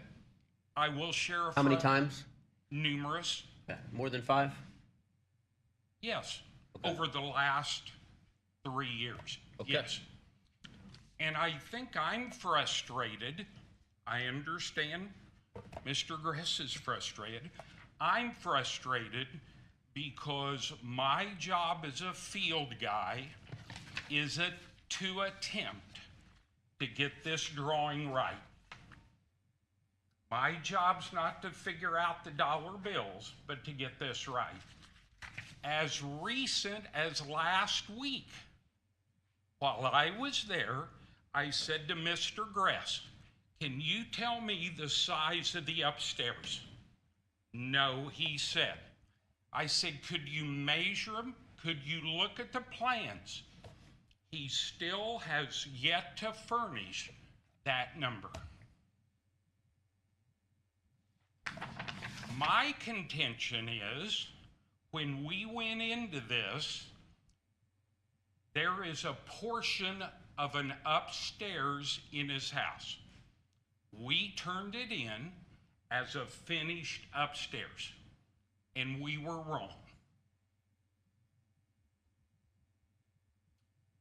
Crystal has it as an attic. I still think it's wrong. I think it's an unfinished upstairs, which is more valuable than an attic. But the frustration I have, and I'll answer your questions, is I don't feel like Mr. Gress has been forthcoming to try to help to get this correct. And I think we're always going to have problems. If Mr. Gress had furnished the floor plans, I think I could have got it closer than 30 square feet. Today, to your knowledge, was there any untrue statements that Mr. Gress made concerning that? Nothing? You just feel like he hasn't been helpful to you as it relates to the size of it? But today, Well, he did say 2839 versus 2868, I guess. Okay. Does that And sound right? fair enough. I was there and measured.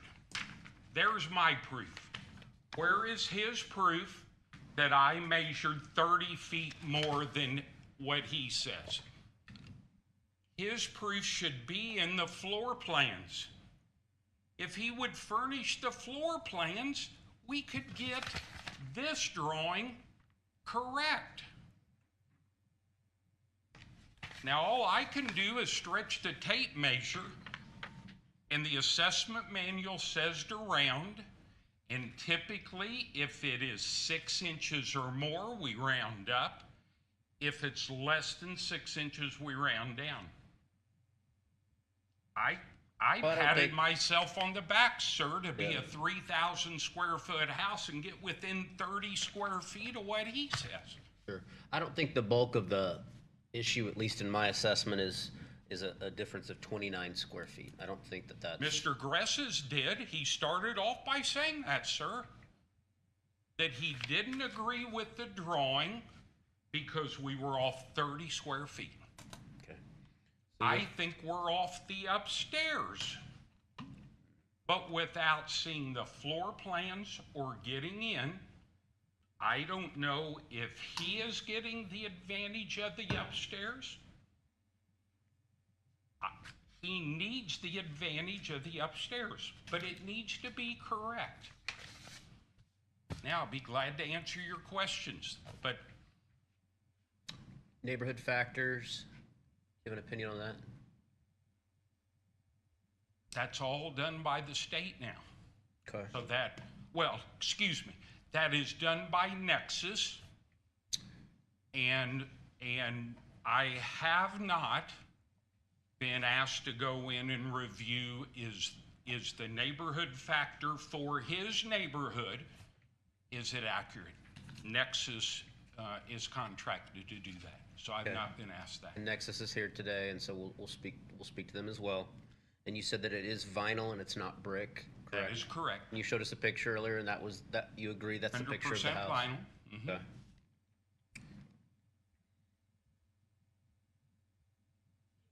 I will say, will I do what? Will you speak to the grade? I was just getting ready to say that. Let me comment on the grade. The grade, in my opinion, is factored with workmanship, quality of materials, roof lines. I'm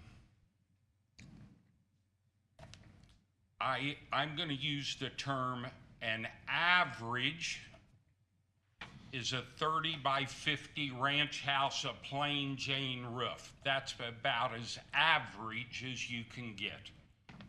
And it goes up or down, let's say, from there. In my opinion, I think it's a B all day long, and kind of the way to go about it is to look at other homes and how are they graded. In this case, Mr. Massey is going to be pretty upset when his gets changed the grade to because of an error.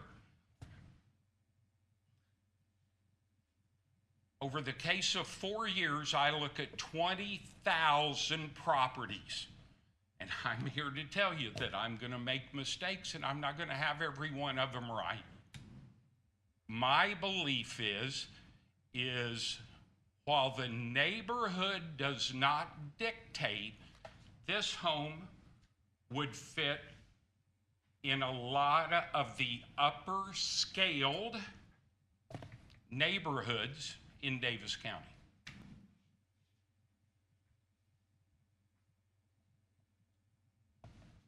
Do you think that 524-100 is an appropriate assessment? Unfinished, not finished, unfinished. Yes. You're saying 520, what was the number I said? 526,000, I believe. 526-100 you feel like is an appropriate unfinished assessment? Okay. Anything else for this board, or does the board have any questions for Mr. Murray? I don't. Mr. Price? You ready? Sure, if you don't mind.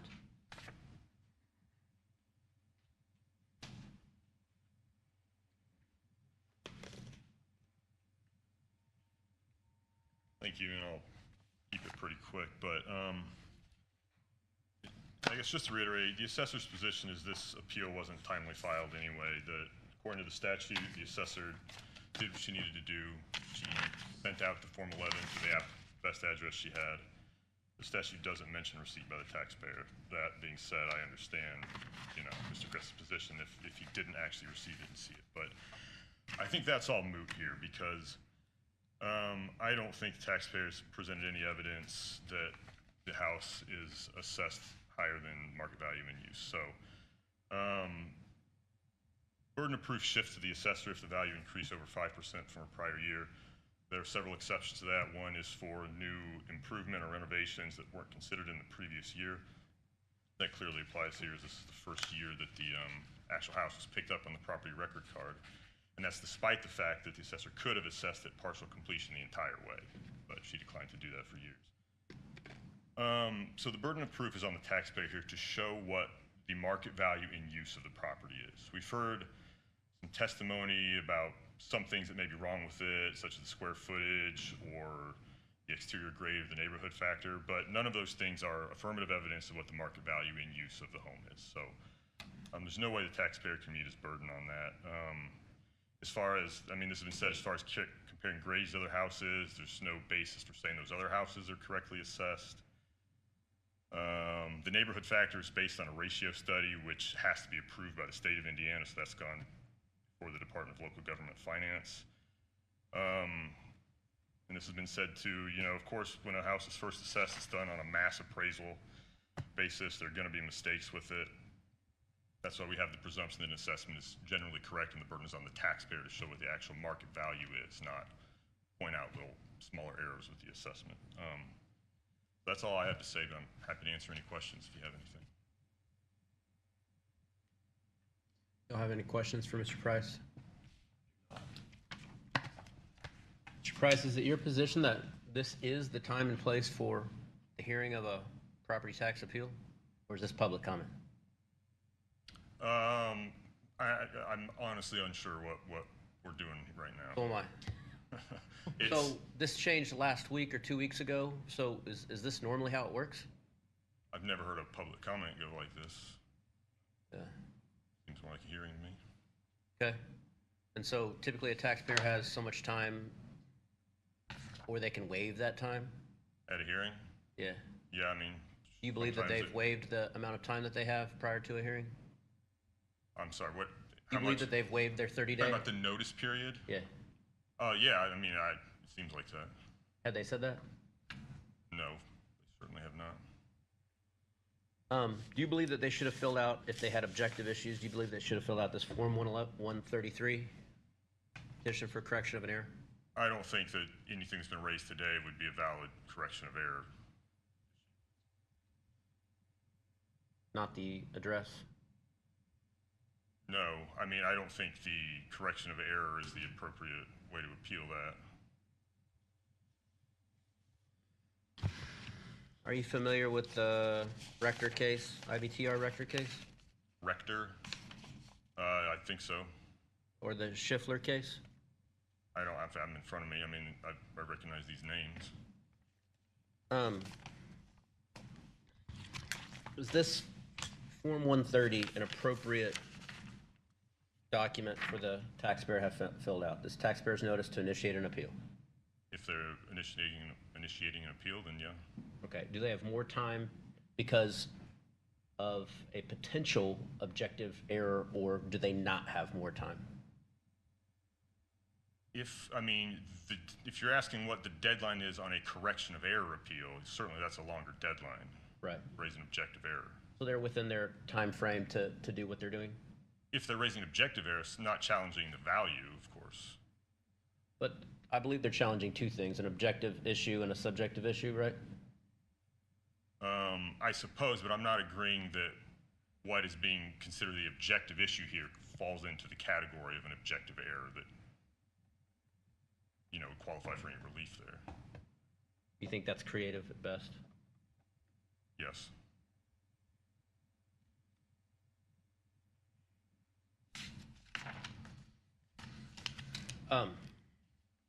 We tabled another issue earlier. Did you feel like that was an appropriate tabling of that issue? The one that wasn't here, that communicated about it, but also didn't receive a specific written document about being here today for an exemption determination? Yeah, sure.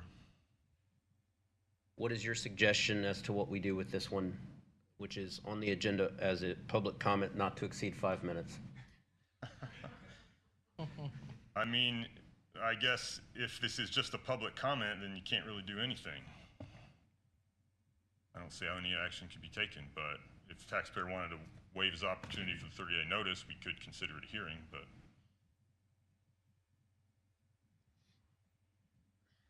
So, in your opinion, we would send out a notice and they would have so much time? I mean, this is a due process, right, on the part of the taxpayer, is that right? Yes, of course. Okay. Anything else that you want the board to know about or that you would like to communicate? I guess just if we are gonna have a hearing on it, I hope we don't have to tread over all of this same ground again that we went through today. Felt like we got most of it out there today. Yeah, and everybody's sworn in, and I don't believe Mr. Murray thinks that Mr. Gress said anything that was a lie, just that there was maybe a non-cooperation. Do you think that we completely cooperated on this, Mr. Price? The county? I honestly, I think we did a terrible job just looking at the objective documents. That's just my opinion. And I also have a text that I could read to you about a decision that if we make today, it's gonna go up to the IBTR. Could I read that to you? I don't know that I don't want any part of this personally. Okay. I don't understand how we got to this point of a 30-minute public comment related to this. I've heard about it from multiple different people, and I don't know how we've gotten to this point. I guess I'm a little bit disappointed in the government. Good. Is there anything else for the good of the order on this public comment?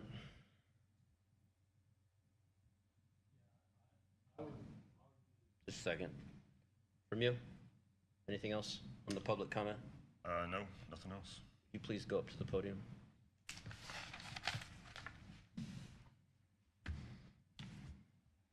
So I guess that was very smart talk. Are we getting at an opportunity to have 30 days and have an appeal? Is that what we're getting at? This is not on the agenda for anything but public comment, not to exceed 5 minutes, Derek Grass. So and I don't believe that you've waived your opportunity to have a certain amount of time. I don't like that this recently changed. You know, obviously it's the subjective portion. I mean, it is what it is. I don't believe, I mean, I tried to have everything in front of me ahead of time. Really what I had was publicly available information, which is fine. I mean, but I wish I would have had the subjective determination of the 526-100 prior to right now. And even if I got it a week ago or 2 weeks ago, I mean, a taxpayer's entitled to a certain amount of time, due process. So I don't know what you're asking, but all this is public comment right now. Yeah, so can I have an appeal? Can I have, you know, the Ptaboa board appeal to where we're actually making this an actual thing that can be looked at instead of just public? I think you need to fill out the proper form, and I believe this is Form 130 is the proper notice to initiate an appeal. I filled out an appeal and it has to be signed by Crystal, and she said she couldn't Yeah, but sign it for me. there's nothing on here that says evidence as to what's being changed or anything. It's just blank. Yeah. Well, but all my information is on the top, correct? Yes? Okay, and then everything below says optional, correct? Whether I fill out, Yes?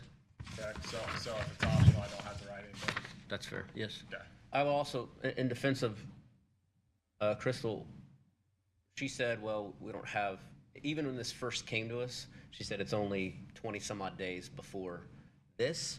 So, you know, we may have to set a certain date. And my thought was get it out there, get it on the agenda. Let's talk about it. Let's try to figure it out. Let's try to be efficient with what we're doing. And it should make if we have an appeal, it should make it quite a bit shorter. Yes, yeah. So, I mean, are we allowing me to have an appeal? I mean, the only way I can have an appeal is I've already tried it through Crystal and she said no. So, I mean, this is where I'm left to. It's my only option.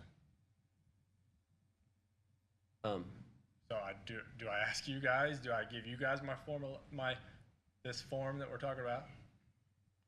I don't know about the conversation between the two of you, but obviously you're under oath. So, what I would suggest, unless somebody has a better idea, is that we pick a date for a formal appeal, where we have to give you a certain amount of time to prepare for that.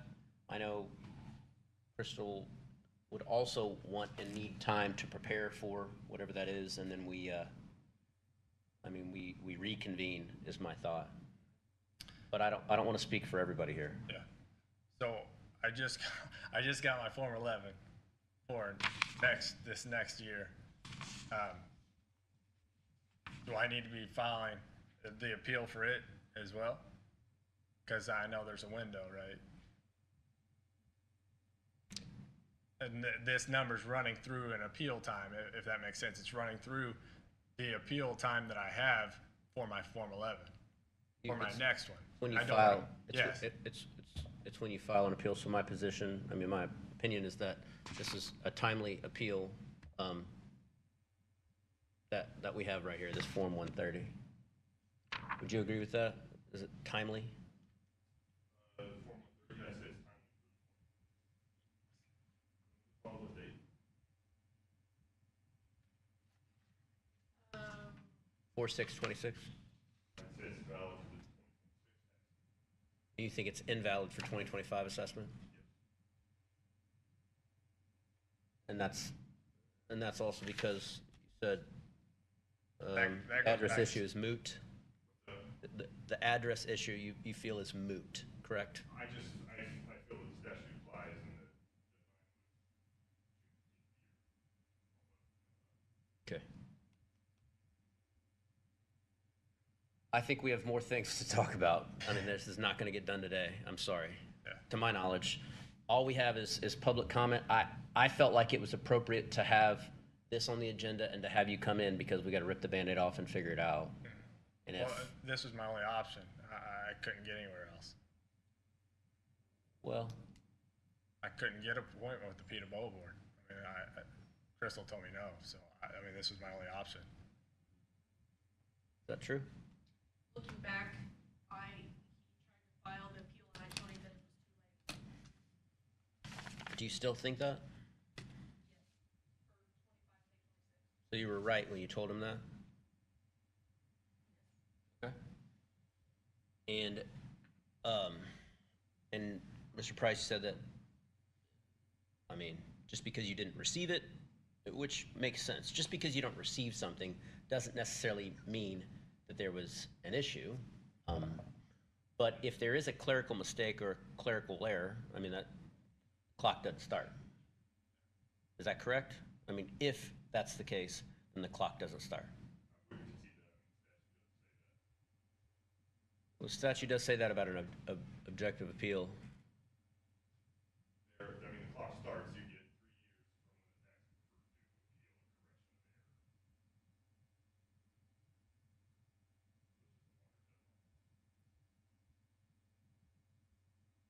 correction of error. Okay. I'm gonna pause, get your all's thoughts as to what you'd like to do. I don't want to keep this and belabor this any longer. Anything from Mr. Gross?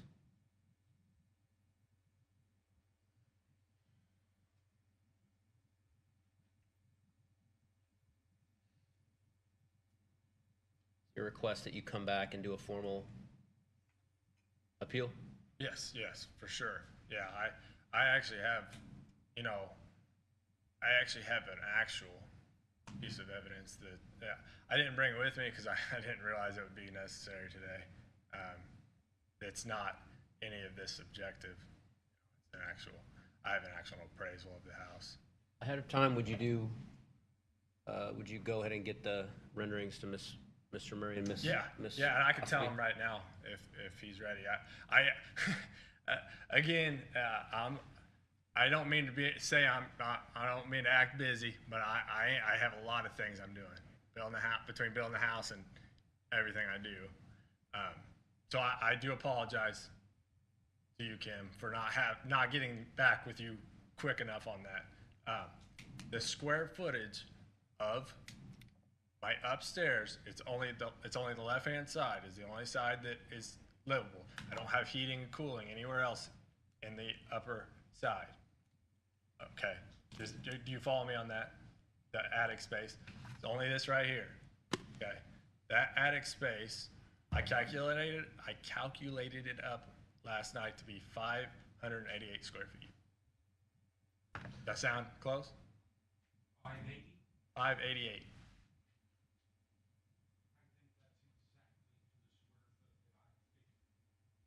Never been up there.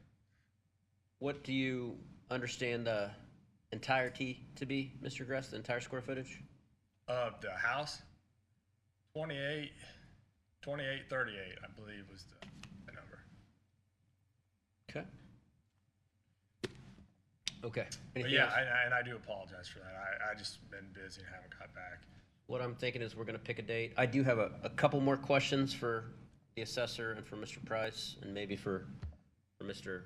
Murray, but, anything else for us? No, just that I could get, if I can get an appeal, if Yeah. I can actually do this process. Any determinations are appealable. Yeah. I mean, there's, But I had to go to Crystal's office and have it signed, and she wouldn't sign it. So well, who do I go to then?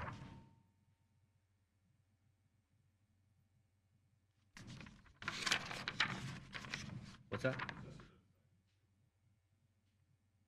Yeah, I don't see it on here. Well, I walk, and that may be the case. I walked in. I was just doing as directed. I walked in, and they said, "Let me get Crystal," and brought Crystal up, and Okay. I don't think, to Mr. Price's comment, I don't think it needs to be signed. I mean, just Okay, appeal it. so Any decisions? all I had to do was just turn in the paper, I believe so. and then you guys would have been notified as the people board. Yes.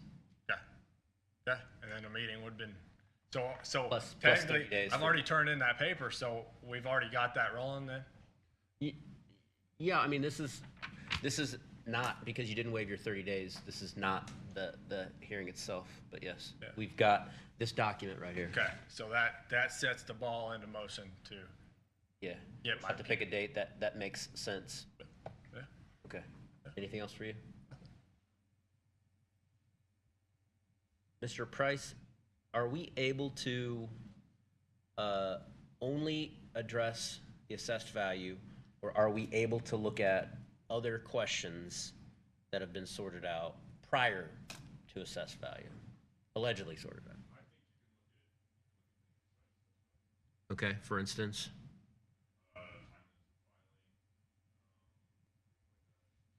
Okay, and do we know? Yeah, so the homestead question, do we know when that was filed? Sometime this year? It wasn't filed in 2025, is that your understanding? Okay, but to your knowledge, the Ptaboa can make a determination as it relates to that specifically, but only if there's an objective error or just in general? I mean, that's your determination,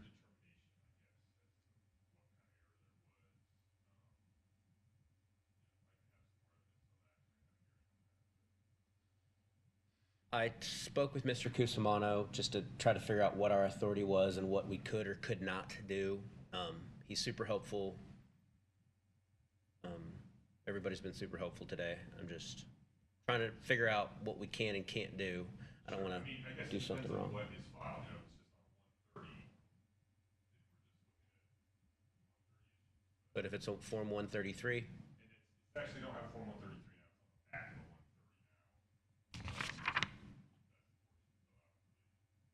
130 now. I see. Correction of error per IC 1.115, 1.1A and B.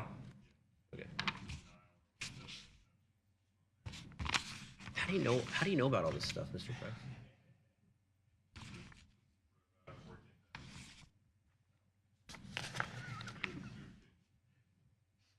it's your opinion that we can evaluate more than just the assessed value? Yeah, I mean, people use 130 as the raise all sorts of issues. So constitutional issues raised on 130 is just sort of Constitutional should be like due process or something like this. when I'm a sovereign citizen, you can't assess that. That's a bad argument. Sovereign citizen. That's a loser. It is, but everybody's got to spend the time. Mr. Murray, do you think the Ptaboa can do more than simply evaluating assessed values? And objective, subjective on assessed values, or more than that? By law, you're asking me I'm just asking you to your knowledge. general question knowledge, not whether the law says yes or no. Correct. And you're specifically asking about filing the homestead. Correct. I don't think the Ptaboa can, I don't believe the Ptaboa board has the authority to rule on that when the law says here's when it has to be filed. Again, I'm not an attorney. I also, even though it's not my bailiwick, in the evening, you know, you kind of Google, and the Form 11 is contracted to a company to mail out. My belief is the county did the job that they were supposed to do. They mailed the Form 11. Believe that it was mailed by that company. I don't know that it's up to the county to determine that every property owner get it. If that's the case, they all need to be signed, certified, sent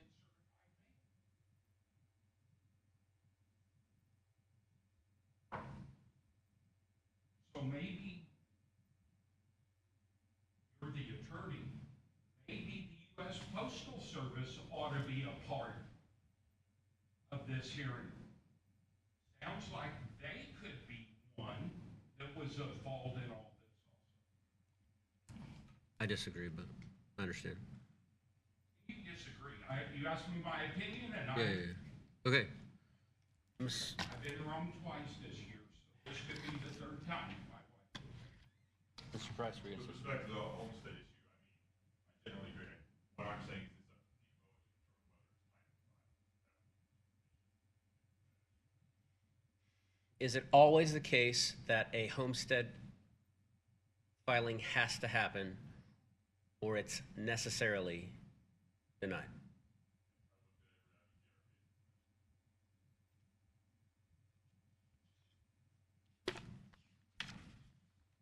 So if your position is that if the document was not filed in 2025, there's nothing, it doesn't matter. I believe the deadline is January 15th.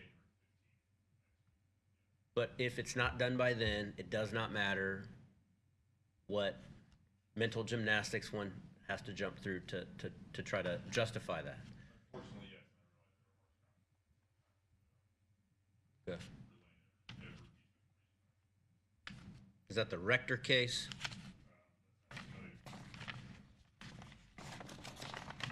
Is there anything helpful in the Schiffler case? Good.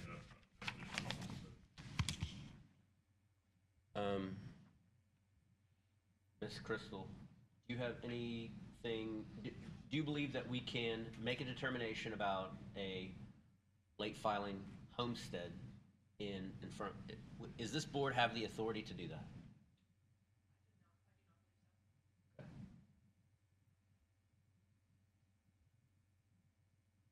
Okay. Go ahead. Nor do I believe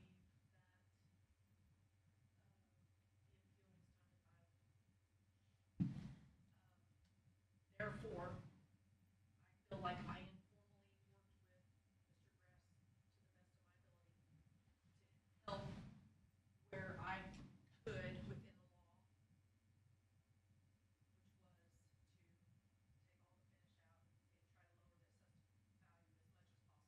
And you help don't, get- To help him get, to help get that tax bill down. and you don't believe there's anybody that could modify this homestead exemption? At least the Ptaboa can't? Could you? Can the auditor? According to IBTR, it is set in stone. January the 15th, and that's it. Okay. Correct. And I'll say it again, it's very unfortunate. And I sympathize, and I, on a personal level, I really am trying to help you. So, just one quick thing on that though, is the number did drop last week, so, I mean, It did. yes, so a month ago when I was in our office, that didn't go down to this number until last week before, after the hearing was, after I was gonna be in here, then it got dropped. Mm-hmm. Can we back up just a second? Just a couple days before this. You had the $1 million assessment. You come into the office, we talked, and I said, I think I got it down to 617,000. Remember that? Okay, so that's one drop. Then I sent my field guys out there to remeasure. They came back, we did some more tweaking on it, and I dropped it again. That did not just happen last week. The first drop happened at right after our first meeting. Okay. Just want to clarify that. There's been two decreases. And I if- wanted to make sure that we did our due diligence. I hate to do this, but if you are speaking, except for Miss Crystal, if you don't mind going up there. Did you have something you were going to say, Mr. Murray? And I want Mr. Gress to know that if the drawing that he leaves here with is still wrong, all he has to do is ask, and I'll make however many more trips to get the drawing where he feels comfortable with the square footage, the basement, this and that. Because that's the basis for everything to get to the dollar bills. And if that is incorrect, you can continue to do this meeting after meeting, but that really needs to be correct to start with to get the basis. Sure. And you'll get that to him. Okay. What I'm saying to him is he needs to take the corrected card, and if there is still something wrong with square footages or any of that, we'll go back out, we'll remeasure, and we'll correct Okay. wherever we can. So what would you like to do? You just take the card, take a current card with you, and make sure those measurements and square footages you agree with. Yeah. If we can stipulate to a lot of details, that'll make it simpler for us. Okay? I want there to be some agreement on what the square footage is when we come back. Well, and the only reason he just said that they have an appraisal. If their appraisal has that number and the assessment copy has our number, we're still off 30 square feet to start the argument all over again. Yeah. Are we able to look at the neighborhood factors and the class of the structure? Is that something that is in front of the Ptaboa? I would argue no, I mean, like what you can and can't do, I would argue, like I said, you gotta have that market value. Okay. Your answer is no.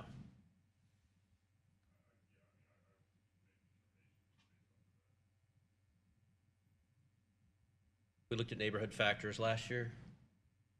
Every year. Yeah. We look at the class of the structure in the past. Everybody says how crappy their house is, right? Everybody around me, they don't take care of their stuff. Okay. All right. Anything else for the good of the order? Go ahead. I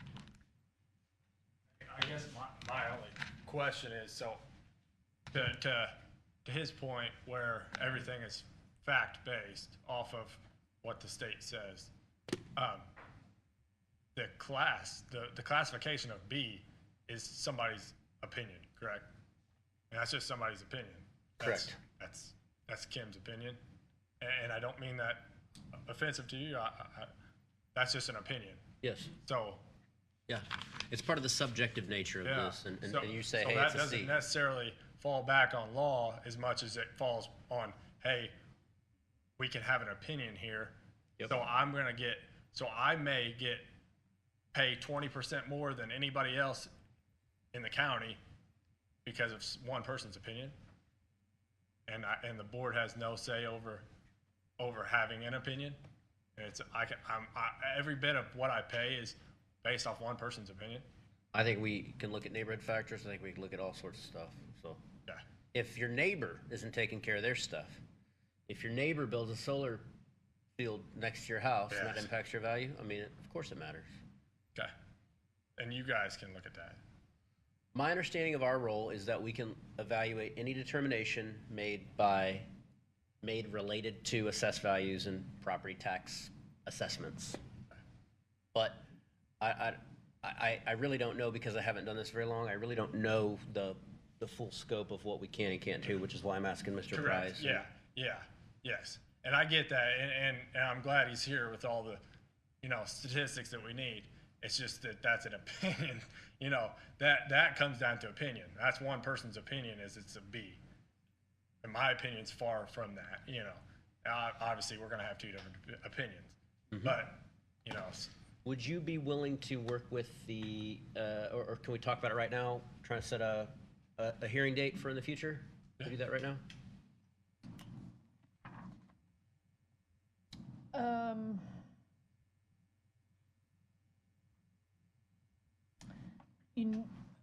Couple things. Taxes are due May 15th. yes. Yeah, that's important, yeah. So- That's a 10% bump, yeah. My thing was, we were trying to get this as much help as possible before he had to actually pay the bill. But June would be like the first part of June. But he's, like I said, he's, it still means he has to pay his bill. Or risk the consequences, you're saying? Yes. Do we have the ability to pause that? Can we toll these things?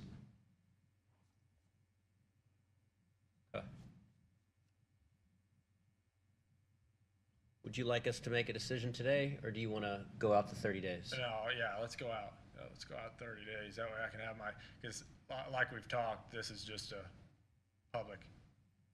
this is just me publicly talking. Public comment, not to exceed 5 minutes. Correct. So this is not an actual hearing. So I need to have the hearing so things can be properly addressed. Okay. You have any dates that work for you, Mr. Gross? I can make whatever work probably. Okay. Go out to the first, there's 30 days out, will put us on the 28th of May, go to the week thereafter. I will be out of town the whole first week of June. Okay. How's the second week look? That would be better for me. Can you do the second week of June, Mr. Gross? Yep, sure. Anybody out of the office the second week of June? Rhonda? My calendar is busy. I'll just have to make it work. So. Okay. Yep, works for me. I can make it work. I know we have a public meeting on June the 9th. Could we do 1 o'clock potentially on June the 9th? 1 o'clock, you say? Yeah. What day of the week is that? That's a Tuesday. Tuesday? Okay. Yeah. Just like today, it's approximately 30 plus days out. Is that acceptable? Acceptable to me? Yeah. Do we have any other appeals that we could also get on at the same time? No. No other appeals right now? Mr. Murray? Can I ask either you or Mr. Gress a question? You can ask me one. Well, then you ask him. Sure. Is Mr. Gress's two major issues at this point, the grade and the neighborhood factor and the 30 square feet, three things? Are those the three major issues in his assessed value, being the 30 square feet, the neighborhood factor, and the grade? What I've written down here is that those are the three elements of the subjective valuation that he is taking issue with. But, so I think based on what he's testified to and what he said is that there's two lanes. There's an objective element, which some of that you guys are gonna sort out and figure exactly what the square footage is. But there's still this question about whether or not there's a clerical thing on the county side. No, I'm not talking, that has Right. nothing to do So to with answer your question, the with three- the assessment. Mhm. The clerical error doesn't deal with that portion of the assessment. Yeah, but the three factors, the three items you mentioned all relate to the subjective appeal that And I'm Mr. just Gress. trying to find out if that was the main subjective appeal that he has there, or was there more? I believe that's the case. Is that the case, Mr. Gress? So, I think Kim did a great job with the next measurement. I mean, it's 30, like he said, 30 off, and he's measuring the outside of my house. You know, that's really close. I mean, if he can get it within 30 square foot of mine, then, I mean, yes, would I like to see it that 30 square foot lower? Money's money, yeah, I'd like to see that lower. But But it is what Is it that- is. So we're not talking about that. But the three subjective things are grade, class, neighborhood factor. yeah, so yeah, what I'm worried about is that the grade that's got me at 20% higher than everybody else, the neighborhood factor, yeah, and then this homestead exclusion. Those are the main three, yeah, because those are hammering me bad. I mean, I'm looking at it currently with the lowest bill that I have. I'm looking at $8,000 that I owe as a person. And we don't deal with what you owe. We simply deal with Correct. assessed Correct. valuation. Yes. I'm just saying that's why I care. That's why I'm here. I do not want to be here. And I'll just be playing. I'll be playing out. I would rather be working right now. I do not want to be here. I didn't want to be part of anything like this. This is not my thing. I don't do this. I do have a request before we get back together on that date in June. Will two Mr. Gresses and Mr. Murray and Miss Osby, would you be willing to again look at the three things of the subject? Would you all look at that collectively and communicate? I will on two of them, yes. Okay, what two things? Grade and the square feet. Okay, The neighborhood factor is done under contract every year with Nexus and approved by the state. So for me to say, I think, listen, I like for my neighborhood to be one. I'm a 1.6 something. I'd like for mine to be one. right now this is 1.62, is that right? I think is 1.65. I'd like it to be a 1. Okay.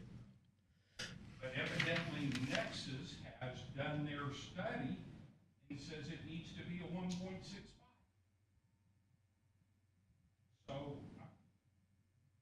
So no, I don't want to, I don't think that's fair for myself. Now, maybe Crystal does, but that's contracted out. And Nexus can't have an error there, I guess. Frank, I will say this, I think part of the problem is I'm not sure in this room if people understand how you get to the neighborhood factor. And it's very difficult. You can't look at where Mr. Gress lives and then compare his neighborhood factor to my neighborhood factor, because it doesn't work that way. And I think that's part of the problem, is not understanding where that number comes from. But Nexus would be comparing, right? So they compare from place to place. So that is how it works, is comparing. It's data driven.